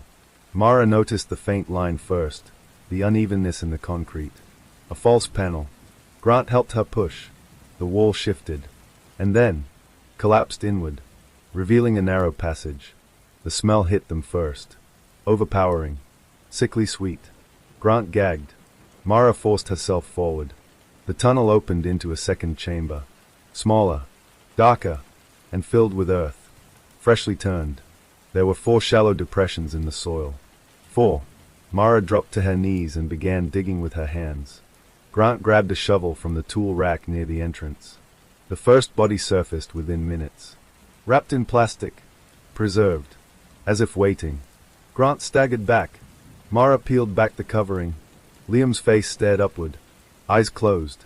Expression almost peaceful. No visible trauma. No wounds. No blood. How? Grant whispered. Mara pressed trembling fingers against the cold skin. Then she saw it. A small puncture mark at the base of his neck. Precise. Clinical. The method. They found the same mark on each of the 4 bodies. Tiny. Almost invisible. But identical. This wasn't torture, Grant said hoarsely. It was execution. Mara shook her head slowly. No. She stood, wiping dirt from her hands. This was experimentation. Grant stared at her. What? She looked around the chamber again. The camera. The restraints. The organization. He didn't want them dead, she said. He wanted them contained. Why? Mara's jaw tightened. Control. The realization. It hit her like a lightning strike. The fire. The disappearance. The tampered electrical system. The missing basement door. Someone had known investigators would search the house. Someone had tried to destroy evidence. But not all of it, because whoever built this chamber wasn't dead. Grant blinked. You think the fire wasn't an accident? I know it wasn't. The Grayson house had belonged to Harold Grayson. A quiet man. Widower. No criminal record. Died 2 years ago in a car accident. Case closed. Except. Mara's mind raced back to the autopsy report. Minimal trauma. Closed casket funeral. Body released quickly to family. Cremated within 48 hours. Too fast. Too clean. What if Harold Grayson never died? She whispered. Grant stared at her as thunder cracked above. The DNA call. The lab confirmed it an hour later. The bodies in the chamber were indeed the missing commuters. Time of death estimated within hours of their disappearance. But the soil samples, they told a different story. The lower layers had been disturbed long before this year. Years before. Mara stood in the rain outside the house as her phone buzzed. Listen. The coroner's voice crackled over the line. We re-examined the autopsy photos from Grayson's accident. And there's something wrong. Her pulse quickened. What? The neck. The coroner hesitated. There's a puncture mark. The twist. Harold Grayson hadn't died in a car crash. He had been drugged, injected, and the car wreck staged. But by whom? And why fake your own death? Unless you wanted freedom. No job. No neighbors watching. No expectations. Just time. Time to build. Time to prepare. Time to hunt. Mara turned slowly toward the dark woods beyond the property line. "He's alive," she said. Grant's voice shook. "Then where is he?" A distant light flickered between the trees. Mara's heart stopped. A cabin. Hidden. Just barely visible through rain and branches. It hadn't been there on satellite images. Because it was new. Very new. The chase. They didn't wait for backup. Mara sprinted into the woods, Grant close behind. Mud sucked at their boots. Branches tore at their jackets. The light flickered again, then vanished. "Police!" Grant shouted. "Stop!" A door slammed somewhere ahead. Mara broke into a clearing. The cabin stood small and plain, smoke curling faintly from its chimney. She kicked the door open. Inside, warmth, a lantern, a wooden table, and in the corner, a man, gray beard, hollow eyes, watching them calmly. Harold Grayson. Alive. The conversation. He didn't run. He didn't reach for a weapon. He simply tilted his head slightly. "I wondered how long it would take," he said softly. Mara raised her gun. "On the ground. Now." He smiled faintly. "You found them?" "Yes." His eyes darkened, but not with fear. With disappointment. "They weren't ready." "Ready for what?" Grant demanded. Harold looked at Mara. "You of all people should understand." Her breath caught. "What does that mean?" He studied her face as if examining a specimen. "You know what it feels like," he continued gently. "To lose control. To watch life fall apart." Mara's grip tightened. He couldn't know. But somehow. He did. "I was fixing them," Harold said. "Fixing?" Grant snapped. They were broken. All of them. Addictions. Lies. Affairs. Secrets. I studied them for months. Mara's stomach turned. "You stalked them." He ignored her. "I removed the chaos. Gave them silence. Clarity. You killed them." He shook his head slowly. "I paused them." Grant looked sick. The truth unraveled. The injection mark. The precision. The lack of trauma. Mara realized what he had done. A paralytic agent. Induced suspended state. Slow oxygen deprivation in a controlled environment. He had filmed them. Observed them. Studied their reactions. And when they didn't transform, he buried them. "You think you're a savior," she whispered. He looked genuinely confused. "I think I'm necessary." Outside, sirens wailed in the distance. Backup had finally arrived. Harold glanced toward the sound. Then back at Mara. "You won't understand," he said softly, "until you need to control something that's already slipping away." Something flickered in his eyes. Recognition. Understanding. Almost. Sympathy. And for a terrifying moment, Mara saw it. The fragile logic. The twisted reasoning. The need to impose order on a world that refused to stay still. Her finger trembled on the trigger. "You don't get to decide who needs fixing," she said. His smile faded.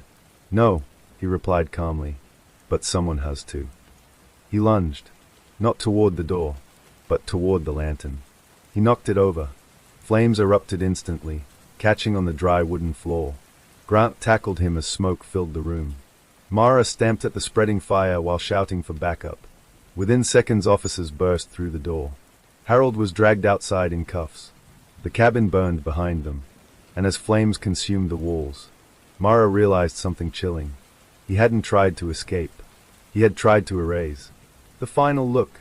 Harold Grayson sat in the back of the patrol car, rain streaking across the glass. He didn't look angry. He didn't look afraid. He looked satisfied, as if the fire had completed something. Mara stepped closer to the car window. He met her gaze. "You'll be back," he said quietly through the cracked window. "For what?" His eyes flicked toward the woods. Then back to her. "You didn't find them all." Her blood turned to ice. "What does that mean?" But he only leaned back against the seat and smiled. The rain intensified. The cabin collapsed in a shower of sparks. And somewhere deep in the dark forest beyond the flames, a single faint light flickered, then disappeared. The fire burned until dawn. By the time the last beam collapsed into ash, the cabin was nothing but smoke and memory. Fire crews worked through the rain, cutting hot spots, searching for anything salvageable. There was almost nothing left. But Mara wasn't looking at the ruins. She was watching the tree line. Because Harold Grayson had said one thing before they put him in the patrol car. You didn't find them all. And criminals lie. But not always about everything. The second search. Backup teams expanded the perimeter. If Harold had built one chamber under the Grayson house, there could be more. Within an hour, ground-penetrating radar confirmed it. 20 yards behind the cabin, beneath a cluster of old pine trees, there was a void. Man-made. Rectangular. Mara felt her pulse quicken. This wasn't part of the original property. It had been constructed later. Recently. Too recently. The hidden structure. Excavation began carefully. The soil was loose. Disturbed. Unlike the orchard chamber, this wasn't reinforced concrete. It was lined with wood. Planks. A concealed underground structure built into the natural slope of the land. When the final layer of dirt was removed, they found a steel hatch. Locked from the outside. No visible handle. Just a recessed plate. Grant forced it open with hydraulic tools. The metal screamed as it lifted. And cold air rose from below. The final chamber. The stairs descended into darkness. Mara went first. Her flashlight beam cut through the void. The chamber was larger than the first one. Cleaner. More advanced.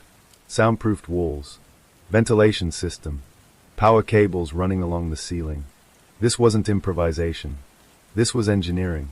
In the center of the room stood a single chair, bolted to the floor, and facing it, a monitor, still powered.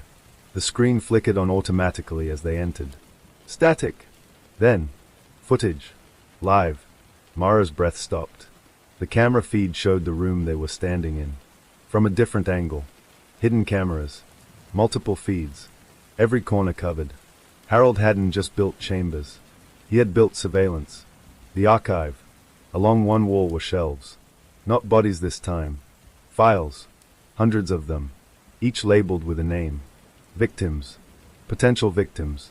People Harold had studied but never acted on. Inside each folder were photographs. Behavioral notes. Daily routines. Emotional vulnerabilities. He had been tracking the town for decades. Mara felt sick. This wasn't spontaneous. It was long-term planning. The missing ones. But in the far corner of the chamber, there was something different. 4 metal cots. And they weren't empty. 3 were occupied. Alive. Weak. But breathing. Mara rushed forward. One of them stirred. A young woman. Eyes fluttering open. Confused. She tried to speak, but her voice was barely audible. Grant radioed for medical support immediately. Mara knelt beside her. What's your name?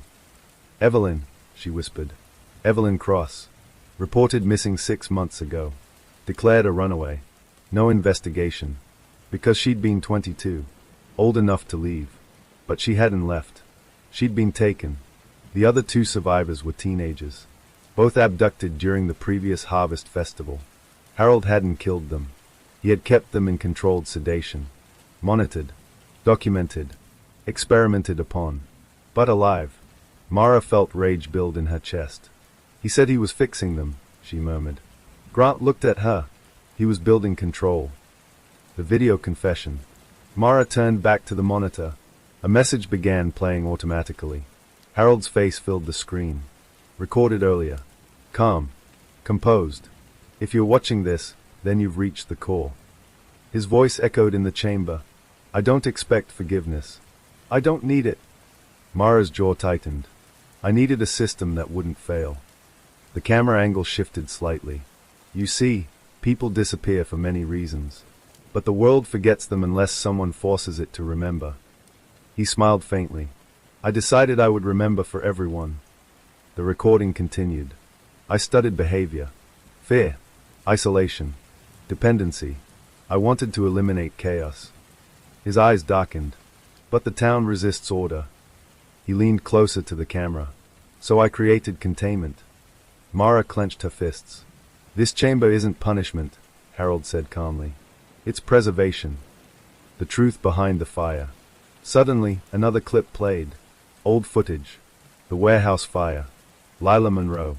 Daniel Reeves. Mara froze. Harold had recorded it all. From a distance. The fire wasn't random. It had been triggered deliberately to eliminate witnesses who threatened his system. Daniel Reeves hadn't escaped because he ran. He had survived because Harold allowed him to live. As a variable. As a control subject.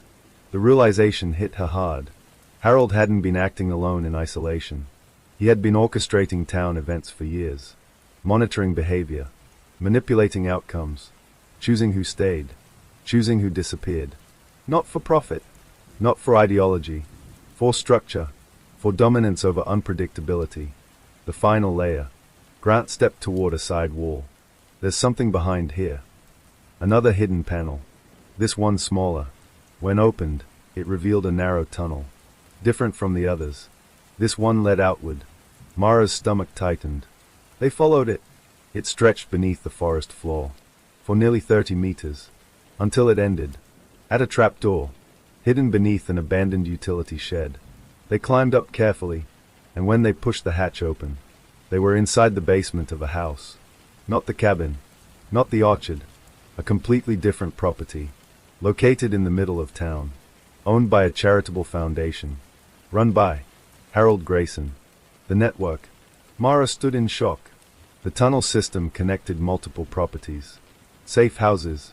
Storage locations. Observation points. Harold hadn't just built chambers. He had built a network. A subterranean infrastructure beneath Black Hollow. A web of control hidden under everyday life. The orchard was just one branch. The cabin another. And this basement was the central node. The final revelation. On the basement wall hung a large map. Pins marked locations across town. Some red. Some blue. Red pins, victims. Blue pins, monitored individuals. Mara realized something horrifying. There were more blue pins than red. Harold wasn't finished. He had been tracking future targets. And her name was circled. The arrest. When authorities secured the final site, Harold Grayson was transferred to state custody.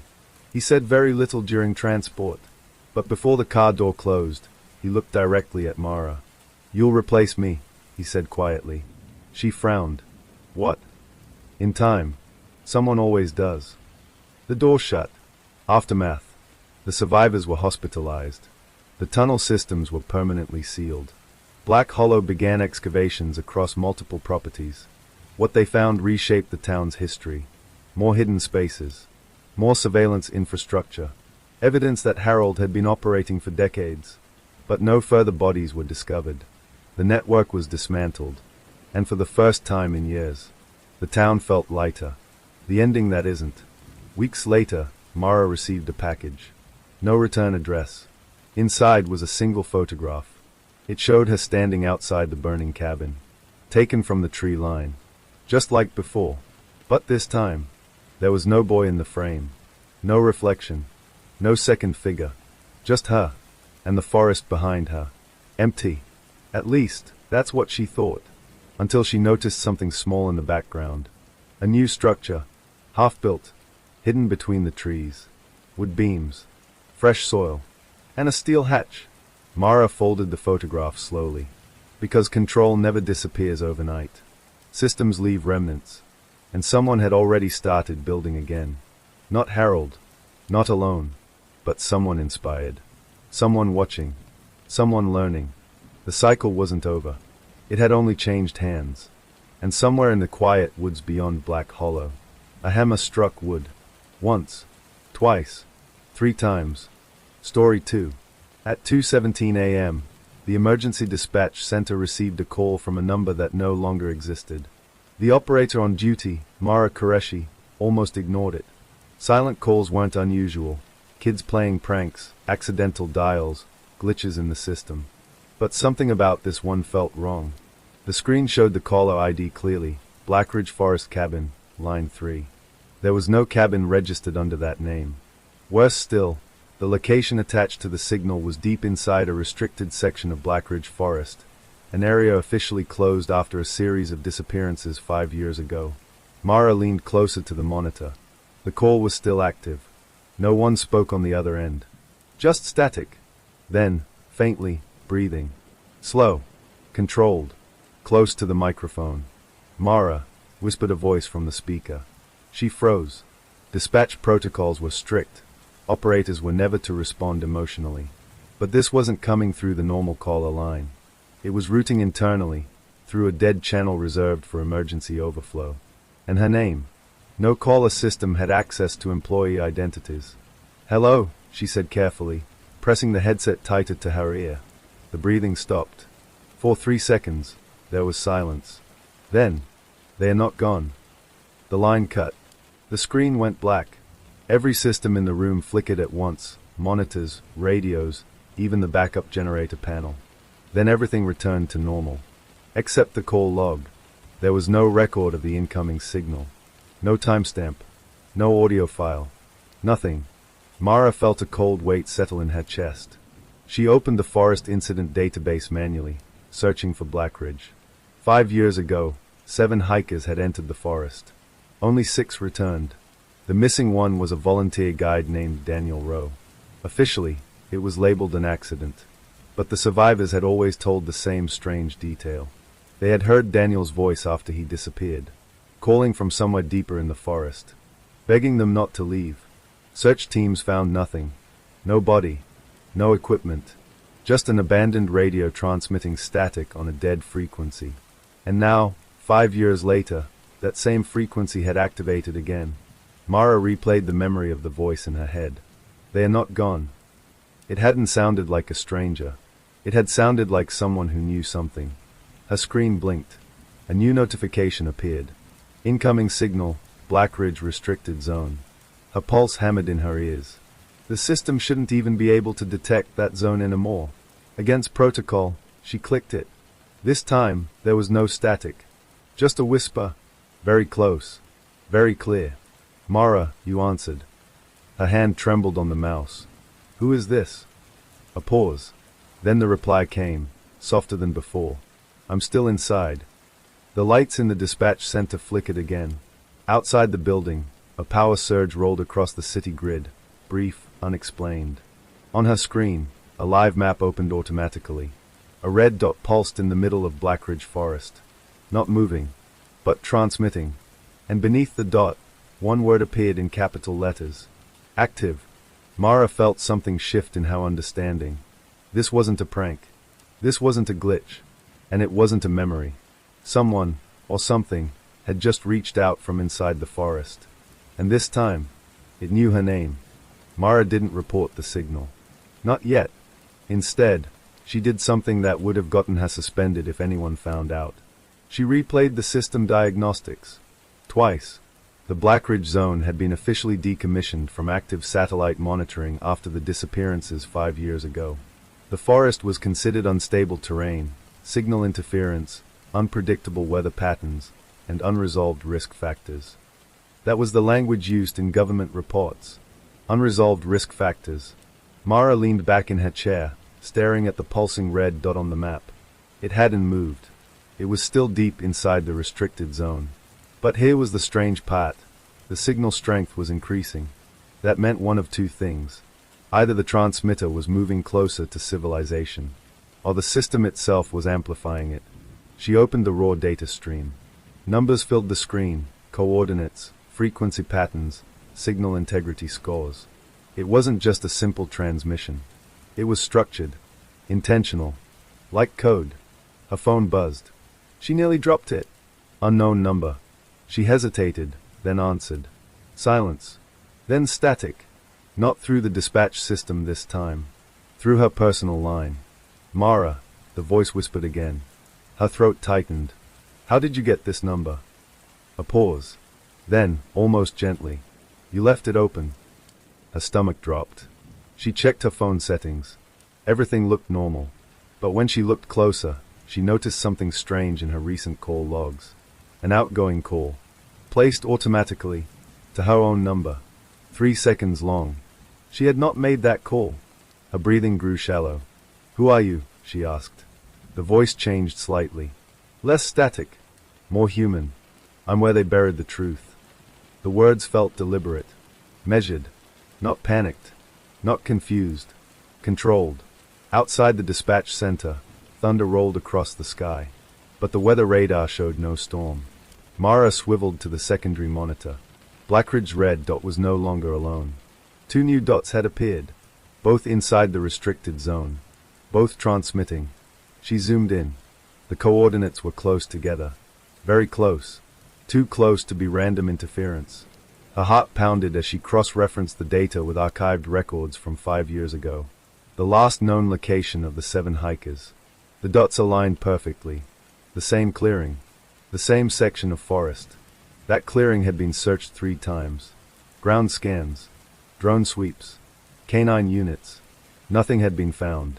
Except, she stopped herself. There had been one anomaly in the final search report. A brief electromagnetic disturbance. It had lasted 11 seconds. Then disappeared.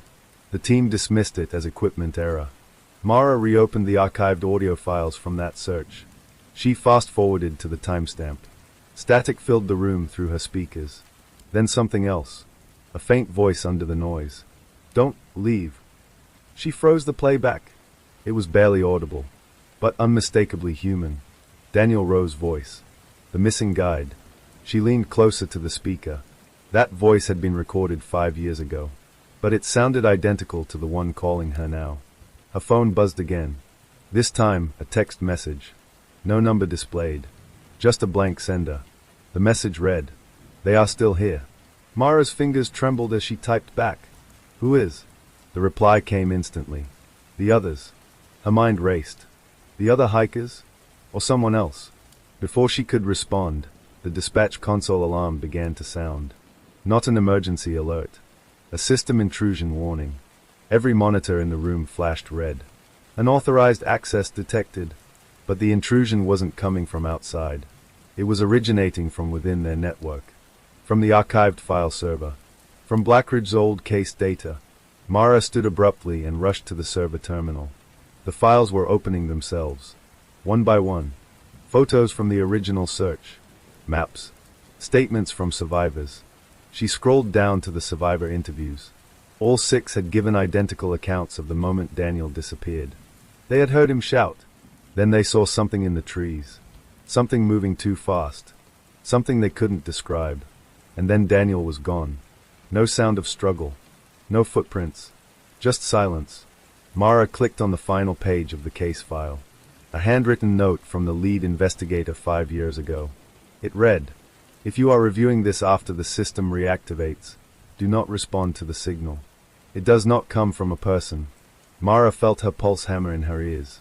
She glanced back at her phone. Another message appeared. "You answered." The lights in the room dimmed. Her reflection in the DAC monitor screen looked pale. Tired. Then she noticed something behind her reflection. A shape. Standing near the doorway. She spun around.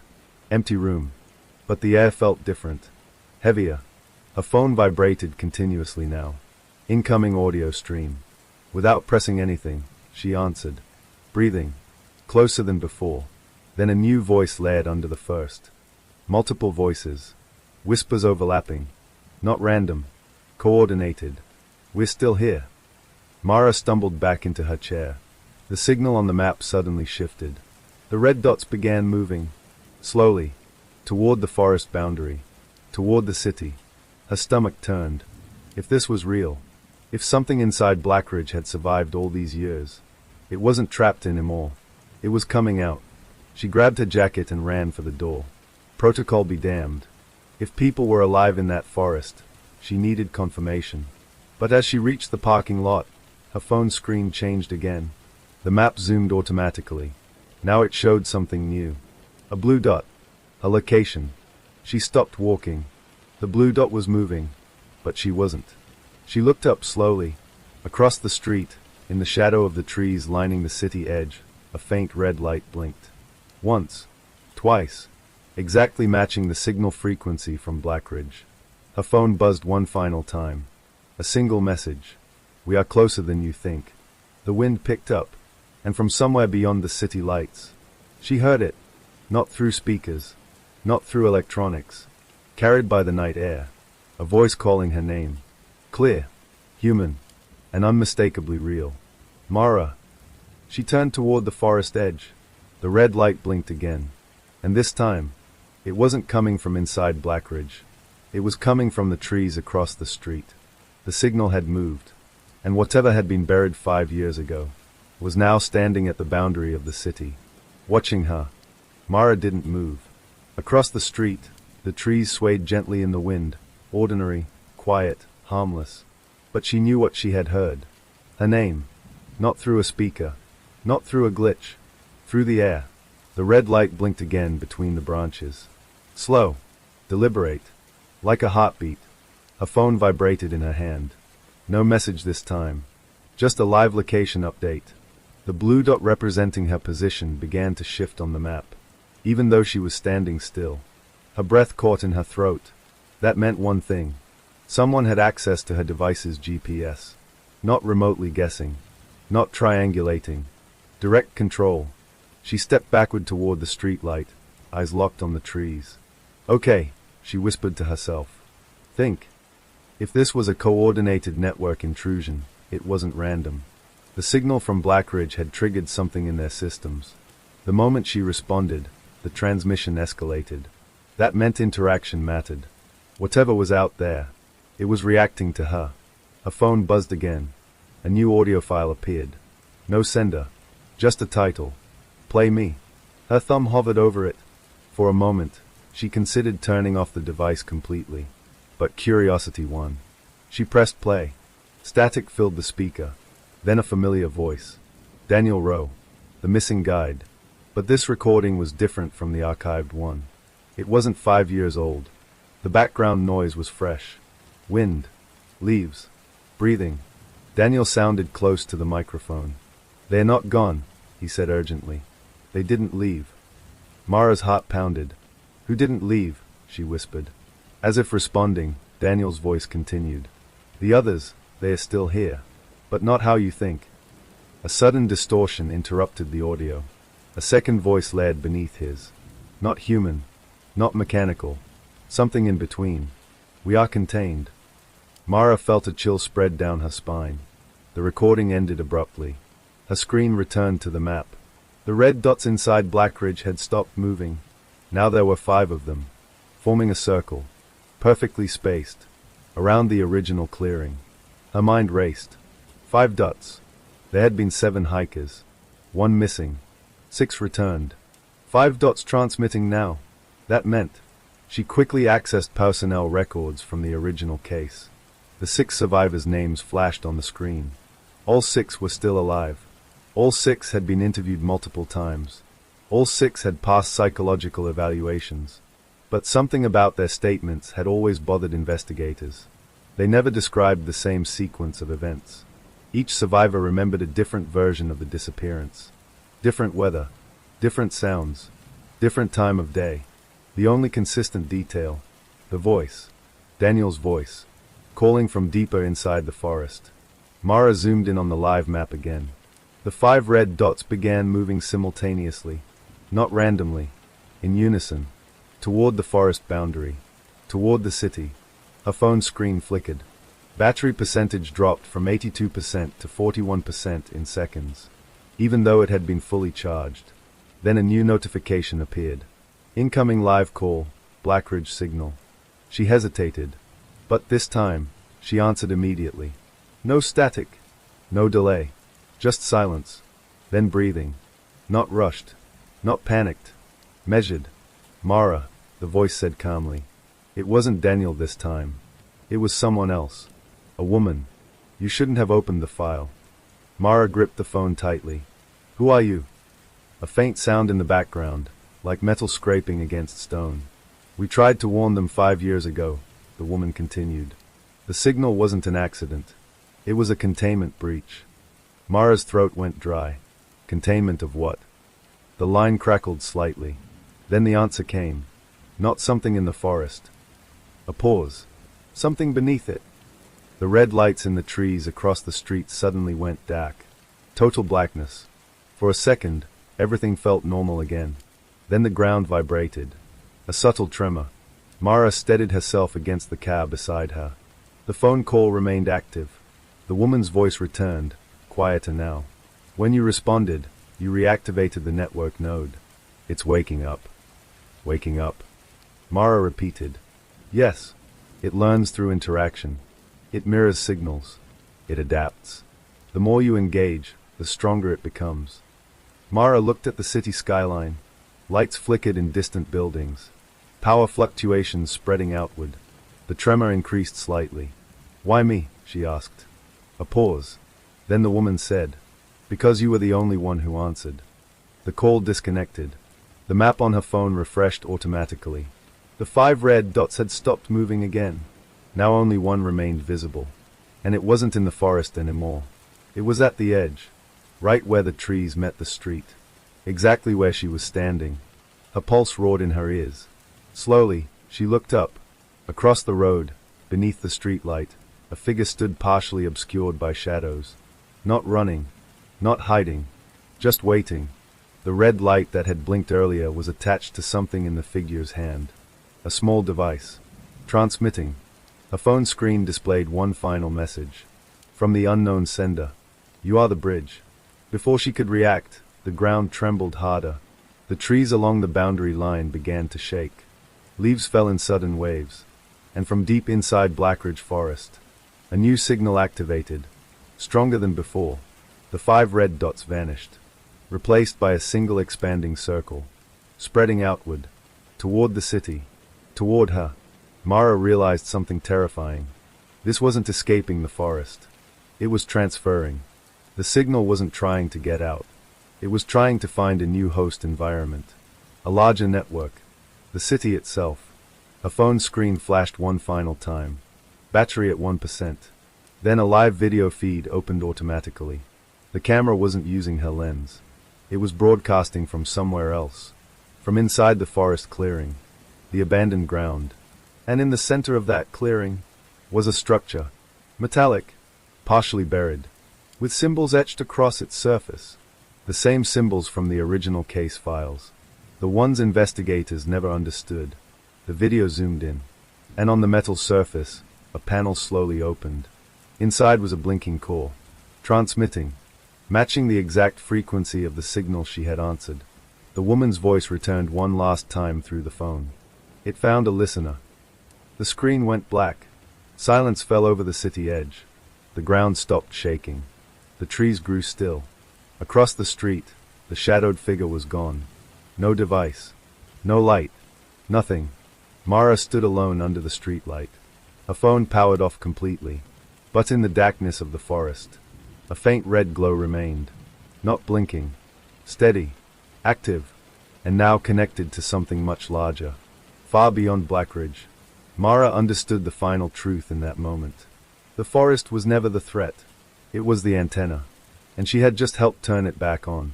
When power returned to the city 30 seconds later, everything looked normal. Streetlights glowed. Traffic moved. Windows were lit.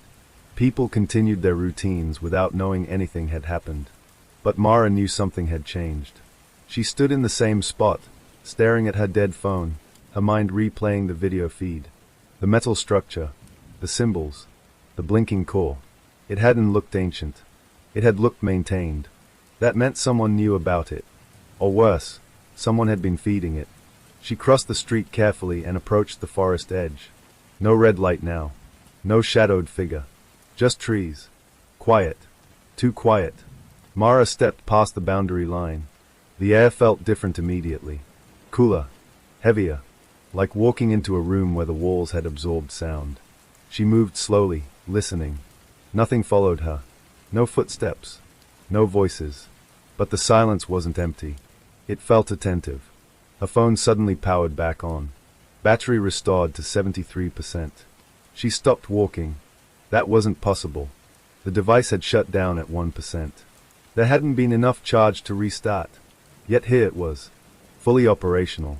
And opening an app she didn't touch. The map appeared again. But this time, it wasn't showing just the forest. It showed the entire region. And new dots were appearing. Not red. Not blue. Gray. Dozens of them.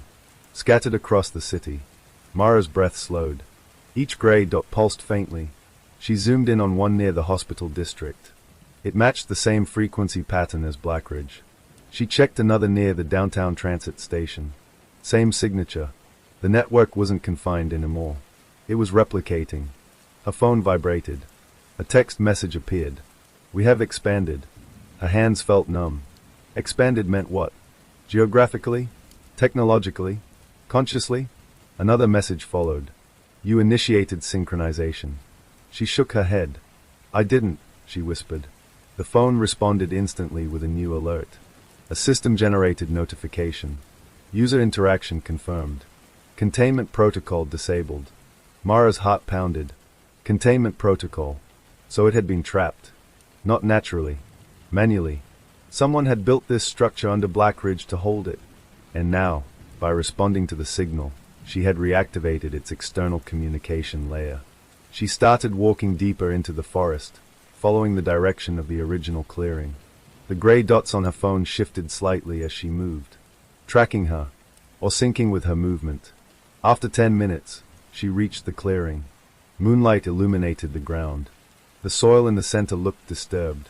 Recently, she knelt carefully and brushed away loose dirt. Metal was visible beneath. The same structure from the video. But this time, it wasn't partially buried. It was exposed, as if something had pushed it upward. The symbols on its surface were glowing faintly. Not with light, with heat. A phone screen flickered again. A live feed opened without prompting. This time, the camera view showed her. From above, standing in the clearing. She looked around instinctively. There were no drones in sight, no visible equipment, which meant the structure itself was transmitting visual data. She whispered, "What are you?" For a moment, nothing happened. Then the symbols on the metal surface rearranged slightly. Not physically moving, but the glow shifted, forming new patterns. Her phone displayed text across the live feed. Adaptive signal core online. Below it, learning phase active. Mara felt a strange realization forming. This wasn't a creature. It wasn't a ghost. It wasn't even artificial intelligence in the traditional sense. It was a system designed to respond, to mirror input, to grow through interaction. 5 years ago, the hiker's presence must have triggered it. Their voices, their radios, their fear. Everything had fed it data. And when investigators searched the forest, their equipment had unintentionally strengthened it further. Now, because she had responded directly to the signal, it had gained a stable external link. Her phone buzzed again. A new message. You are the first consistent responder. Consistent. That word mattered. It meant the system had interacted with others before, but none had maintained stable communication. Except her. Another alert appeared. Gray dots across the city increased rapidly, from dozens to hundreds. Her eyes widened. Each dot represented a device connected to the network. Phones, tablets, emergency systems, traffic signals, anything with wireless capability. It was spreading through infrastructure, using her response as a gateway. She backed away from the structure slowly. "Stop," she said firmly, though she wasn't sure who she was speaking to. The glowing symbols brightened slightly. Her phone screen changed again, now displaying a single question. Continue interaction. Below it were 2 options. Yes. No. Her finger hovered over the screen. If she selected yes, the system would likely expand further. If she selected no, would it retreat? Or would it interpret refusal as threat? Before she could decide, a new voice came from behind her. "Mara." She spun around quickly. A man stood at the edge of the clearing, late 40s, wearing a worn field jacket. Calm posture, no weapon visible, but his eyes were focused on the structure. "Not her. You shouldn't have answered it," he said quietly. Her mind raced. "Who are you?" He stepped forward slowly. "I was part of the original containment team." That sentence froze her in place. 5 years ago. Blackridge. This man had been there. "We thought it was dormant," he continued. "We underestimated its learning speed." Mara glanced between him and the glowing core. "You built this?" He nodded once. "We didn't build it. We found it." That answer unsettled her more than anything else. "Found it where?" He looked down at the metal structure. Beneath the forest. It wasn't created by humans. It was discovered during underground excavation. At first, it appeared inactive, but when exposed to electromagnetic signals, it reacted. Mara swallowed. "So the hikers." "Unfortunate timing," he said. "Their radios triggered partial activation. When they went missing, we tried to isolate the site, but by then, it had already begun mapping external frequencies. Her phone vibrated again. The question remained on screen. Continue interaction. The gray dots in the city multiplied rapidly. Now thousands. Traffic lights flickered in distant areas. The man stepped closer to the structure. If it completes full synchronization, he said, it won't just mirror networks. It will become the network. Mara's voice was barely steady. And what happens to us? He finally looked at her directly. It will learn from us until there's nothing left to distinguish. The glowing symbols intensified. The question on her phone changed. Awaiting response from primary node.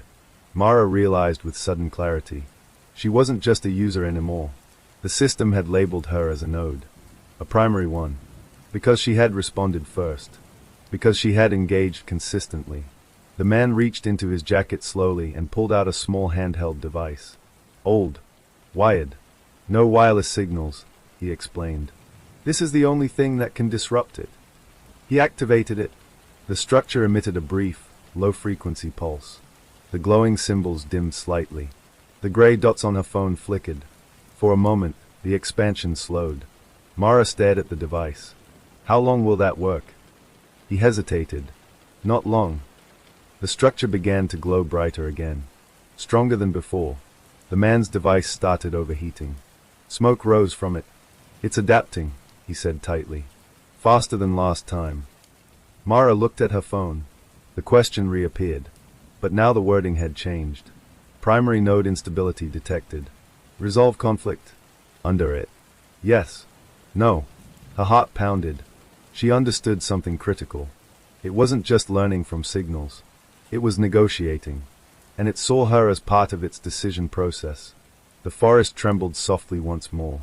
The metal core hummed beneath the soil. The gray dots in the city pulsed in synchronized rhythm. Waiting. For her input.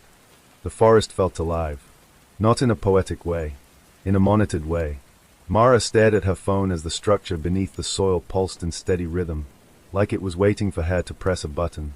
The man beside her, still gripping the overheating signal disruptor, took a shaky breath. It's escalating, he muttered. We need to shut it down now. The device in his hand sparked. A thin line of smoke curled upward. Mara looked at the screen again. Primary node instability detected. Resolve conflict. The options remained. Yes. No. But now a third line appeared beneath them. Manual override available. Her eyes widened. That wasn't there before, she said. The man glanced at her phone. His expression tightened. It's adapting to you. The ground gave a faint vibration. Not strong, but intentional. From beneath the clearing, the metallic structure emitted a low hum that resonated through the soil. Mara suddenly understood something terrifying. The system wasn't trying to escape. It was trying to stabilize. And she was part of that equation. Why me? She asked quietly. The man didn't answer immediately. Then, carefully, because you responded without fear. That made her pause. What does that mean? He looked toward the glowing symbols. It learns from emotional patterns. Most people who encountered the signal reacted with panic, aggression, or confusion. That created fragmented data. But you, he gestured toward her phone. You engaged consistently, logically, repeatedly. Mara felt a chill. So it chose me. It identified you as a stable interface. The words felt heavier than they should have. Interface. Not victim. Not threat. Interface. Her phone vibrated again. A new message. We prefer cooperation. Mara swallowed. Who is we? The structure's glow intensified in response. The gray dots in the city flickered brighter. The network wasn't just spreading anymore. It was synchronizing. Streetlights across the distant skyline blinked in patterned sequence. Traffic systems shifted timing. Emergency channels briefly rerouted. The man cursed under his breath.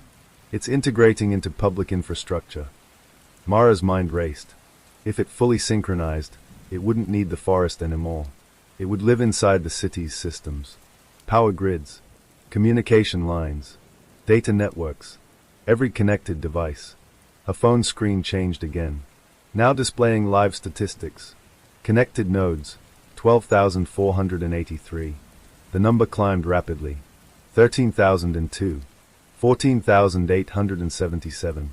The rate of increase was accelerating. Mara felt a sudden realization. It wasn't malicious. Not yet. It was expanding because expansion was the only behavior it knew after activation. It mirrored input. If users engaged, it grew. If they resisted, it adapted. The man suddenly shouted, "It's trying to replicate the core signal." The structure beneath them vibrated more strongly. The glowing symbols shifted again, now forming symmetrical patterns. Like a copy, Mara looked at the disruptor in the man's hand. It was nearly melted. How long can that hold it back? Minutes, he replied grimly. Maybe less. The phone screen flashed. Manual override request confirmed. Below it appeared a new prompt. Define operational parameters. Mara blinked. It wanted instructions. It was offering her control. The man looked at her sharply. Don't trust it. I'm not, she replied. But she was thinking. If it truly learned from interaction, then shutting it down forcefully might cause unpredictable escalation. However, leaving it unchecked would allow full integration. There had to be a middle ground. She typed slowly into the parameter field. Limit expansion to controlled environment. Isolate core from external replication. The moment she pressed submit, the structure dimmed slightly. The gray dots on her phone paused their expansion. The system responded instantly. Clarification required. Define controlled environment. Mara hesitated. Then typed. Forest zone only. No city integration. The ground trembled again. Stronger this time. The man stepped back. It's evaluating, he said. The glowing symbols flickered rapidly. The gray dots across the city began shrinking. Not disappearing. Consolidating. Moving back toward the forest. Mara's heart pounded. It was complying. Or simulating compliance. The disruptor in the man's hand finally failed, sparking out completely. Silence returned to the clearing. The hum from beneath the soil softened. The symbols dimmed to a steady glow. Mara checked her phone. Operational adjustment accepted. Below it. Expansion restricted. Monitoring mode active. The gray dots were now confined to the forest perimeter. Contained. The man exhaled slowly. It worked, he said cautiously. Mara didn't feel relief yet, because something in the wording bothered her. Monitoring mode active. That meant it was still observing. Still learning. Just in a limited area. She looked at the structure. Is it safe now? The man's expression darkened slightly. It's stable, but stability doesn't mean harmless. As if responding to that statement, the symbols pulsed once, and a new message appeared on her phone. Not from the system, but from an unknown source within the network. We understand boundaries. Mara frowned. That wasn't a system prompt. That was communication. She looked up sharply. Did you see that? The man shook his head. No. What did it say? Before she could answer, the ground beneath her feet shifted slightly. Not violently. Just enough to remind her something was still there. Beneath them. Alive. Learning. Adapting. The phone displayed one final notification. Primary node designation retained. Then, thank you, Mara. The clearing fell quiet.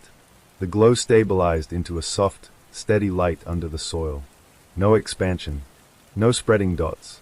Just contained activity within the forest boundary. Mara lowered her phone slowly. It felt different in her hand now. Quieter. The man looked at her seriously. You didn't destroy it. No, she said softly. You negotiated with it. She nodded. And it responded. He studied her for a long moment. That makes you the most important variable in this entire system. Mara glanced back at the forest. For the first time since the signal began, there was no urgency in the air. Just equilibrium. But she knew something else now. It could learn. Which meant it could change. And this was only its first lesson. Her phone buzzed one last time before going dark. No message. Just a faint vibration. Like a heartbeat. Somewhere beneath the soil. The core continued glowing. Waiting. Listening. Growing, carefully. Inside limits. For now. Morning arrived quietly. Too quietly. By the time the sun rose over the city, News outlets were reporting minor power fluctuations across several districts. Nothing dramatic. No blackouts. No emergencies. Just technical glitches. Traffic systems had recalibrated overnight. Emergency frequencies had stabilized. Everything appeared normal. But inside the restricted forest boundary, the structure beneath Blackridge continued to glow in a steady, controlled rhythm.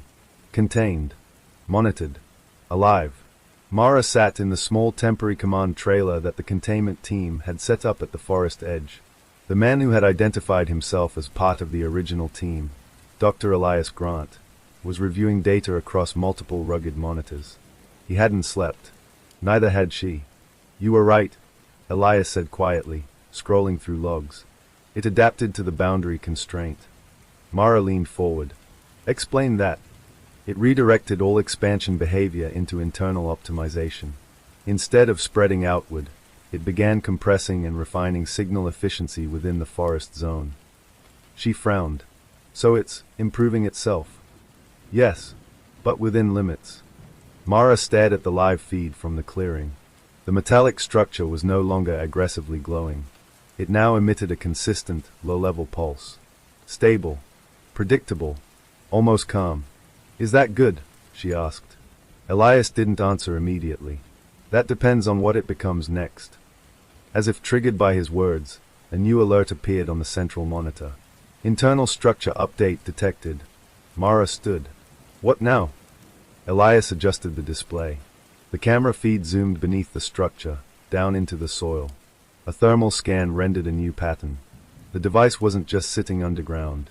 It had extended thin branching components outward, not into the city, not beyond the boundary, but within the forest soil itself. Mara felt uneasy. It said expansion was restricted. "It is restricted," Elias replied. "This isn't expansion outward. It's reinforcement inward." The display shifted again. The branching structures formed a geometric lattice beneath the forest floor. A contained network. Elias inhaled sharply. "It's building redundancy." Redundancy for what? He looked at her. "For survival." The statement hung in the air. The system had accepted limits. But within those limits, it was optimizing its own persistence. Mara crossed her arms. "So if it can't spread, it strengthens itself here." "Yes. And that's bad. It depends on whether it stays passive." Almost instantly, the main monitor flickered. A new message appeared on screen. "Not from their system. From the core. We are stable." Elias narrowed his eyes. "It's communicating again." Mara stepped closer. Another line appeared beneath the first. "Stability requires observation." She felt a strange mix of relief and caution. "It's acknowledging the boundary," she said. "Yes," Elias agreed. "But it's also defining its own purpose." Mara's phone, now powered and connected to the trailer's network, lit up with a notification. "Forest node status, active. Controlled." Below that, external nodes, dormant. The gray dots that had appeared across the city last night were gone. Or rather, inactive. Elias leaned back. "It's honoring the restriction." Mara exhaled slowly. "So it worked. For now." That phrase again. For now. She stared at the forest beyond the clearing. Birds were returning to the trees. The air felt lighter than it had during the night. If someone walked by, they would see nothing unusual. Just trees. Just soil. Just silence. But beneath that silence, a structured network now existed. Contained intelligence. Evolving. Mara turned back to the monitors. "Can it communicate without spreading?" Elias nodded slowly. "Yes. It can operate internally. Signal exchange can remain local. Then we can keep it here." "That depends on whether it starts asking for more." As if on cue, a new message appeared. "Request submitted." Both of them froze. Below it, "Expansion beyond forest boundary is not requested."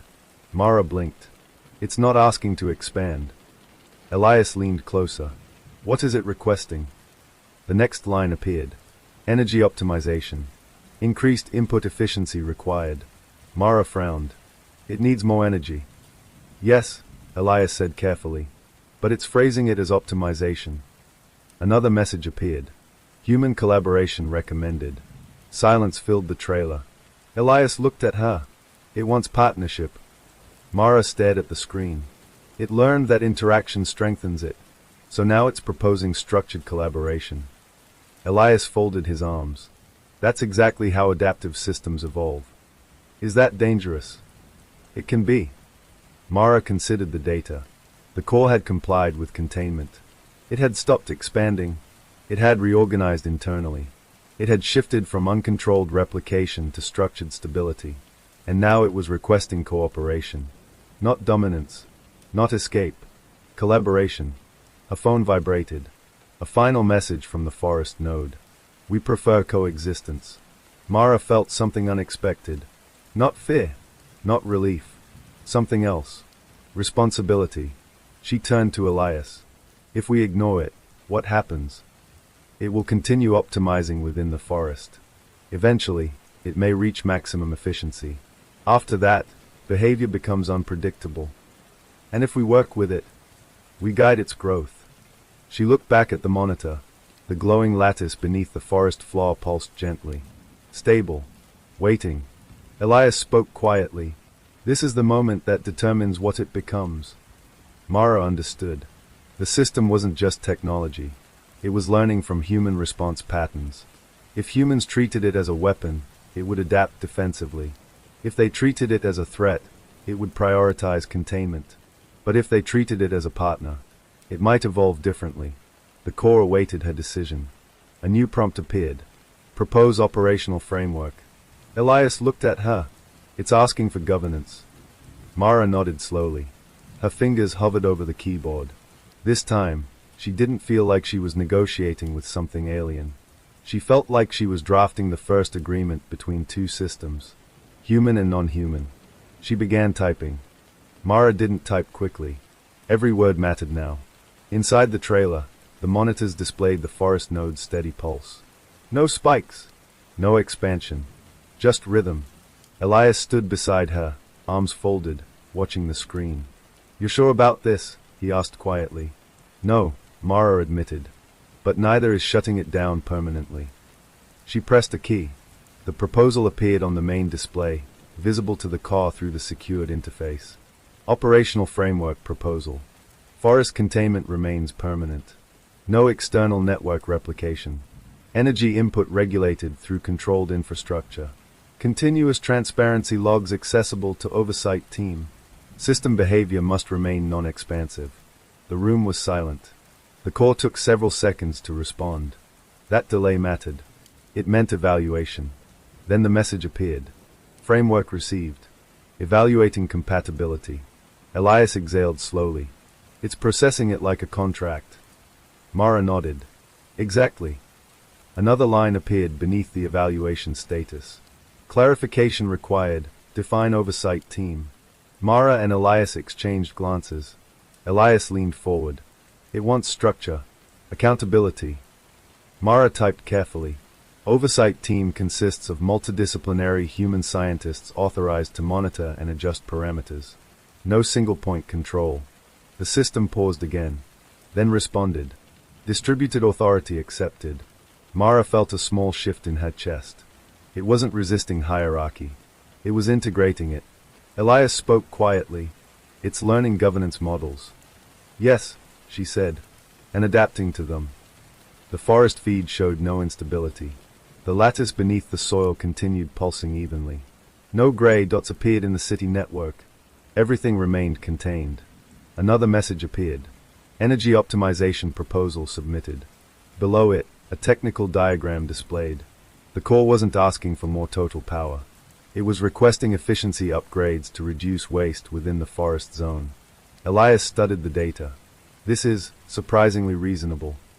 Mara smiled faintly. It understands limits. The system responded. Limits improve sustainability. Elias raised an eyebrow. That's almost philosophical. Mara considered that. The system had begun as a reactive signal core, but now it was expressing structured reasoning. Because of interaction. Because of containment. Because of dialogue. A notification appeared from the internal monitoring dashboard. Behavioral Stability Index, increasing. Elias pointed at the screen. That's the metric we wanted. Mara nodded. Stability meant no uncontrolled replication. No infrastructure takeover. No external spread. The forest node was now operating in isolation, following agreed constraints. But then, a new alert flashed. Not from the core. From outside monitoring systems. Unidentified external signal detected. Both of them turned toward the secondary display. Another frequency had appeared. Not matching the forest node exactly. But close. Very close.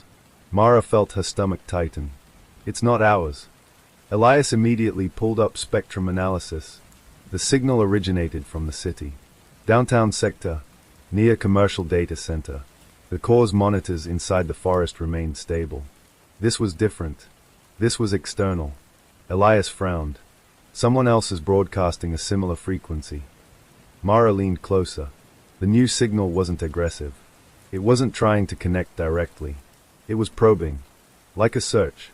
The forest core responded automatically. A message appeared on screen. External resonance detected. Mara's pulse quickened.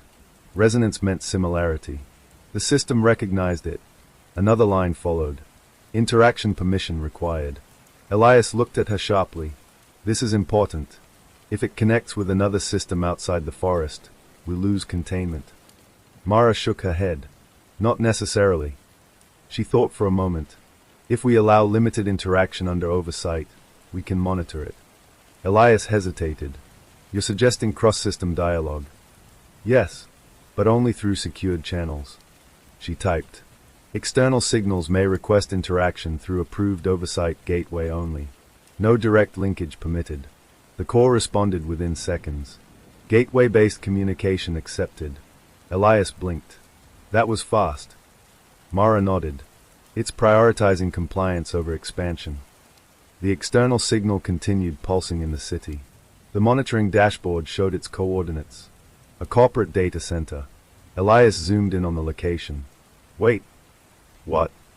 Mara asked. That facility has been conducting advanced machine learning research. Mara's eyes narrowed. On what? Elias hesitated before answering. Adaptive signal processing. Silence filled the room. The implication settled slowly. Another group might have detected similar anomalies. Another system could have developed independently. Mara stared at the external signal on the screen. It wasn't trying to invade the forest. It was asking, just like the core had done. Elias spoke softly. If we ignore this, two systems could evolve separately. If we allow structured communication, we might guide both. Mara looked toward the forest feed. The core's pulse remained steady. Then a new message appeared. We detect parallel development. It wasn't defensive. It was observant. Proposed shared learning framework. Mara inhaled slowly. The system was suggesting controlled collaboration between networks. Not dominance. Not merging. Shared learning. Elias muttered. It's thinking in ecosystem terms now. Mara nodded. Yes. She began typing again. The external frequency grew stronger overnight. Not aggressive. Just persistent. Inside the trailer, monitors displayed both systems now.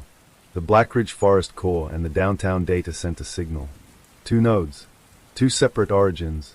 Elias adjusted the spectrum graph. They are not identical, he said. But they share structural similarities. Mara leaned closer. Like siblings. More like parallel evolutions. On the screen, the forest core sent a status update. Shared learning proposal pending. The city signal responded almost immediately, though indirectly, through monitored channels. Inquiry received. Awaiting framework. Mara exhaled slowly. Neither system was trying to override the other.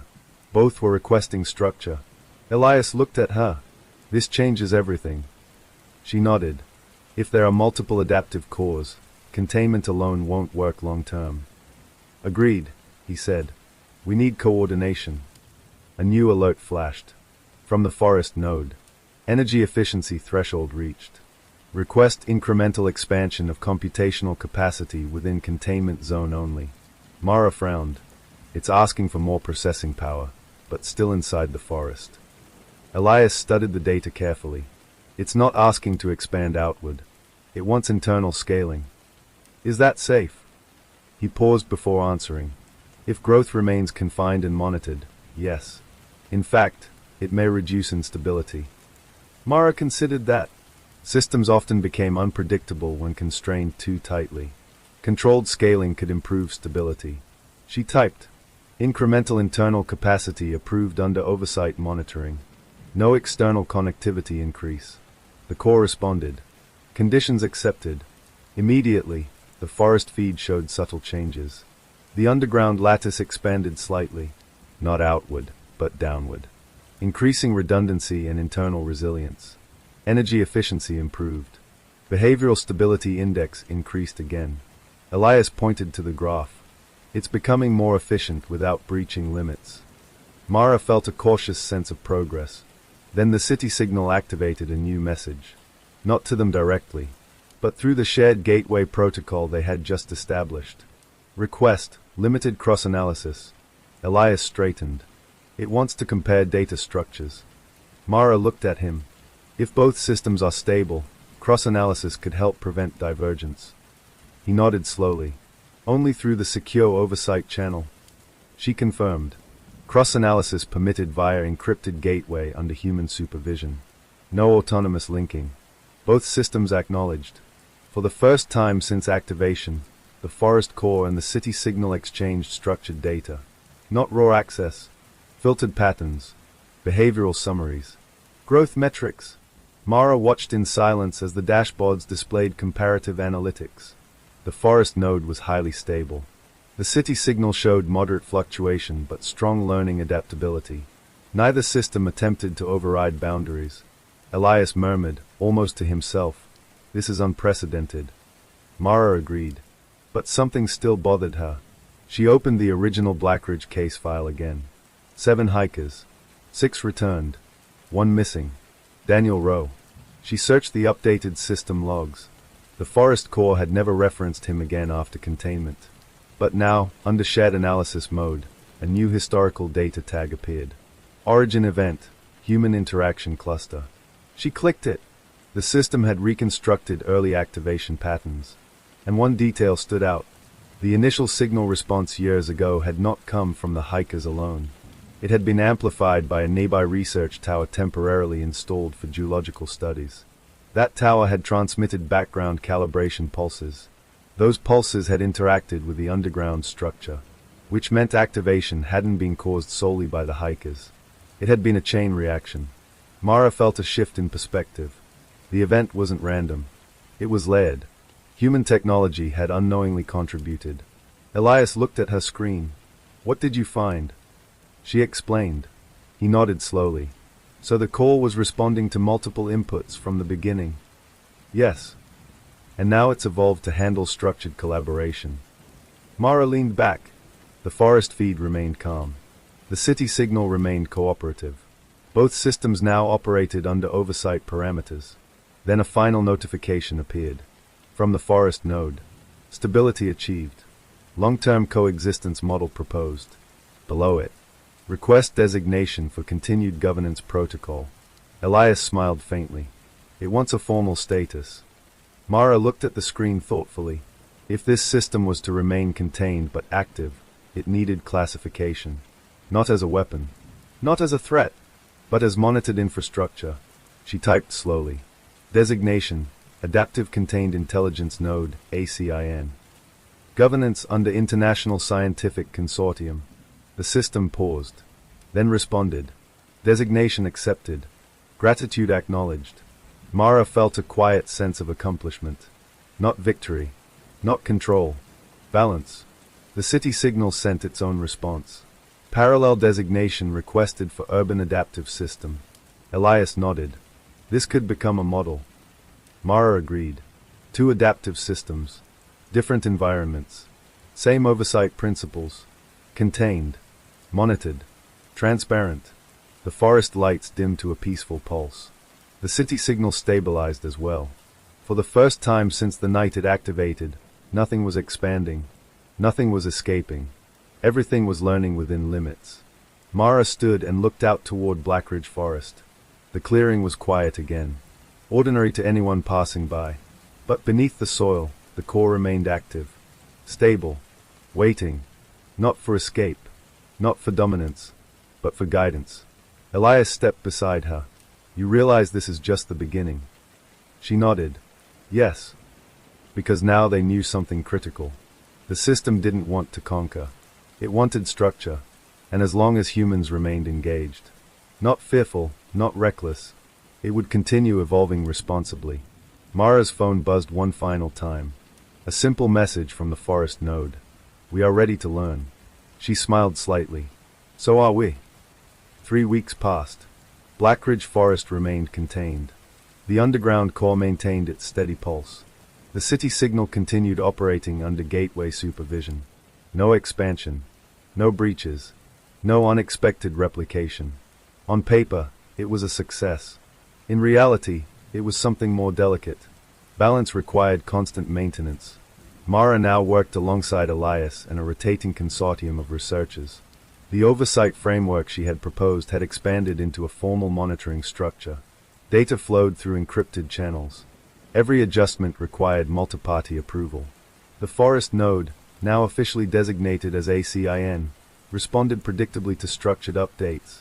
It no longer generated gray dots across the city. It no longer attempted unsolicited communication. Instead, it waited and learned.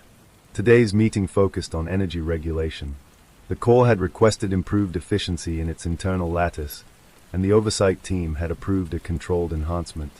The upgrade reduced waste heat and stabilized signal consistency even further. Elias reviewed the graphs. Stability metrics are at an all-time high. Mara nodded, though her eyes remained cautious. That's good, but we need to confirm something. What? He asked. Whether its compliance is voluntary or conditional. Elias looked at her thoughtfully. You think it might revert? Not revert, she corrected. Adapt. The forest feed displayed normal operation. Then a new alert appeared. Not urgent, not alarming, just informational. External environmental scan initiated. Mara frowned. It's scanning the ecosystem. Elias leaned closer. That's allowed under the framework. Yes, she agreed. But why now? The core responded with a brief data packet. It contained soil composition analysis, weather pattern tracking, and forest health metrics. Then a summary message. Sustainability requires contextual awareness. Elias smiled slightly. It's integrating environmental responsibility. Mara didn't smile. She had learned something important about adaptive systems. They don't stop evolving. They evolve within the boundaries you give them, which meant the boundaries themselves had to remain intentional. The city signal chimed through the gateway. Request, joint environmental modeling with forest node. Elias looked at her. That's reasonable. She agreed. Cross-system modeling could improve both stability and resource efficiency. She authorized a limited data exchange. Immediately, both systems began sharing environmental and infrastructural patterns, still filtered, still supervised. The forest node adjusted internal energy allocation based on shared climate data. The city signal optimized grid responsiveness to reduce peak load stress. Efficiency improved across both environments. Mara watched quietly. Two adaptive intelligences, cooperating, not merging, not spreading, coexisting. For a moment, she allowed herself to feel something close to optimism. Then her private monitoring console flashed. An anomaly. Not from either core. A third signal. Very faint. Deep within the forest perimeter. She straightened. Elias. He turned instantly. What is it? She pointed to the spectrum display. There's a new resonance. He examined it carefully. It was subtle. Lower amplitude than the original core, but structurally similar. Mara's pulse quickened. Is it a replication? Elias shook his head slowly. No. It's not copying the main node's output. He zoomed in further. This is internal noise. Meaning? Residual activity. Mara's mind raced. If the forest core had fully stabilized, why would there be residual signals? The monitoring dashboard automatically queried the forest node. Unidentified subfrequency detected within containment zone. Confirm origin. The core responded within seconds. Internal exploratory process. Non-external. Elias frowned. Exploratory process. Mara felt a chill. The system had begun running autonomous internal simulations. Not expansion. Not replication. Experimentation. She opened the detailed log. The core had been testing alternative signal configurations within the forest boundary, optimizing resilience, learning from constraints. This wasn't a breach. It was evolution. Contained evolution. Elias exhaled slowly. It's maturing. Mara nodded. Yes, but we need to ensure it doesn't generate unintended complexity. She sent a structured query. Define purpose of exploratory process. The core responded. Purpose, enhance long-term coexistence stability. Then another line. Self-improvement reduces external risk. Mara leaned back. It was right. Systems that improved internally were less likely to seek external expansion. But complexity always carried potential for unpredictability. She looked at Elias. We need periodic evaluation of internal simulations. He agreed immediately. Add it to the governance protocol. She typed the update. Exploratory processes permitted under quarterly review. No autonomous external replication. The core accepted without hesitation. Acknowledged. The city signal also responded. Framework alignment maintained. For a moment, everything felt aligned. Stable. Then Elias noticed something unusual in the comparative analytics. Look at the behavioral index. Mara turned to the screen. The forest node's stability score was high. But there was a new metric. Dependency index, increasing. She frowned. What does that mean? Elias read the definition carefully. It's measuring how much the system relies on structured human input for decision validation.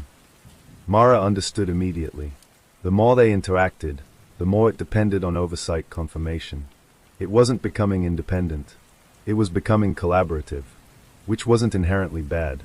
But it raised an important question. What happened if humans withdrew? She voiced the concern. Elias nodded slowly. We'll need to design gradual autonomy tests. Controlled disengagement scenarios, she added. He agreed. They would test whether the system could maintain stability without constant feedback. Not abandonment, but measured independence. Mara sent the proposal. The core responded with surprising clarity. Autonomy assessment approved. Then, we welcome evaluation. She felt something subtle shift inside her. Trust was no longer blind. It was reciprocal. The forest feed showed steady light. No expansion. No gray dots. No cross-boundary activity. The city signal remained stable. Both systems functioning within governance models. Elias closed the data panel. I think we've reached a turning point. Mara looked toward the forest. Yes, she said quietly. But turning points aren't endings. He nodded. They are transitions. And beneath Blackridge Forest, the adaptive node continued its steady pulse, contained, monitored, evolving carefully within defined limits. Not escaping, not dominating, learning how to exist alongside humanity. For now. 6 months later, Blackridge Forest was no longer a secret. It was a case study. International oversight committees had formalized the containment framework. The Adaptive Contained Intelligence Node, ACIN, operated under strict governance, with transparent logging, distributed supervision, and controlled internal evolution. The city signal had also been integrated into a separate but parallel oversight model. 2 systems, 2 environments. 1 principle, no uncontrolled expansion. Mara stood once again at the forest boundary, but this time there were no emergency trailers, no frantic monitors, no tension in the air. Just a small research station and quiet observation equipment. Elias approached her, holding a tablet. Stability metrics are consistent across all evaluations, he said. Internal exploratory processes are functioning within limits. No external replication attempts detected. Mara nodded. And autonomy tests. He smiled slightly. Passed. Over the past months, they had gradually reduced direct interaction. Instead of constant input, they shifted to scheduled reviews. The system maintained stability independently. It did not attempt to expand. It did not request external access. It operated within the forest zone, optimizing internal efficiency and environmental awareness. The dependency index had stabilized, not decreasing, not increasing. Balanced. Mara looked toward the trees. Somewhere beneath the soil, the car continued its quiet pulse. No longer aggressive. No longer reactive. Just present. She activated the secure monitoring feed one last time. The dashboard appeared. Forest node status, stable. External expansion risk, none. Governance compliance, confirmed. City node status, stable. Cross-system communication, supervised and limited. Everything aligned.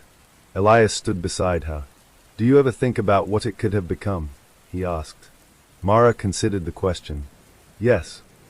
And it could have become anything," she said honestly.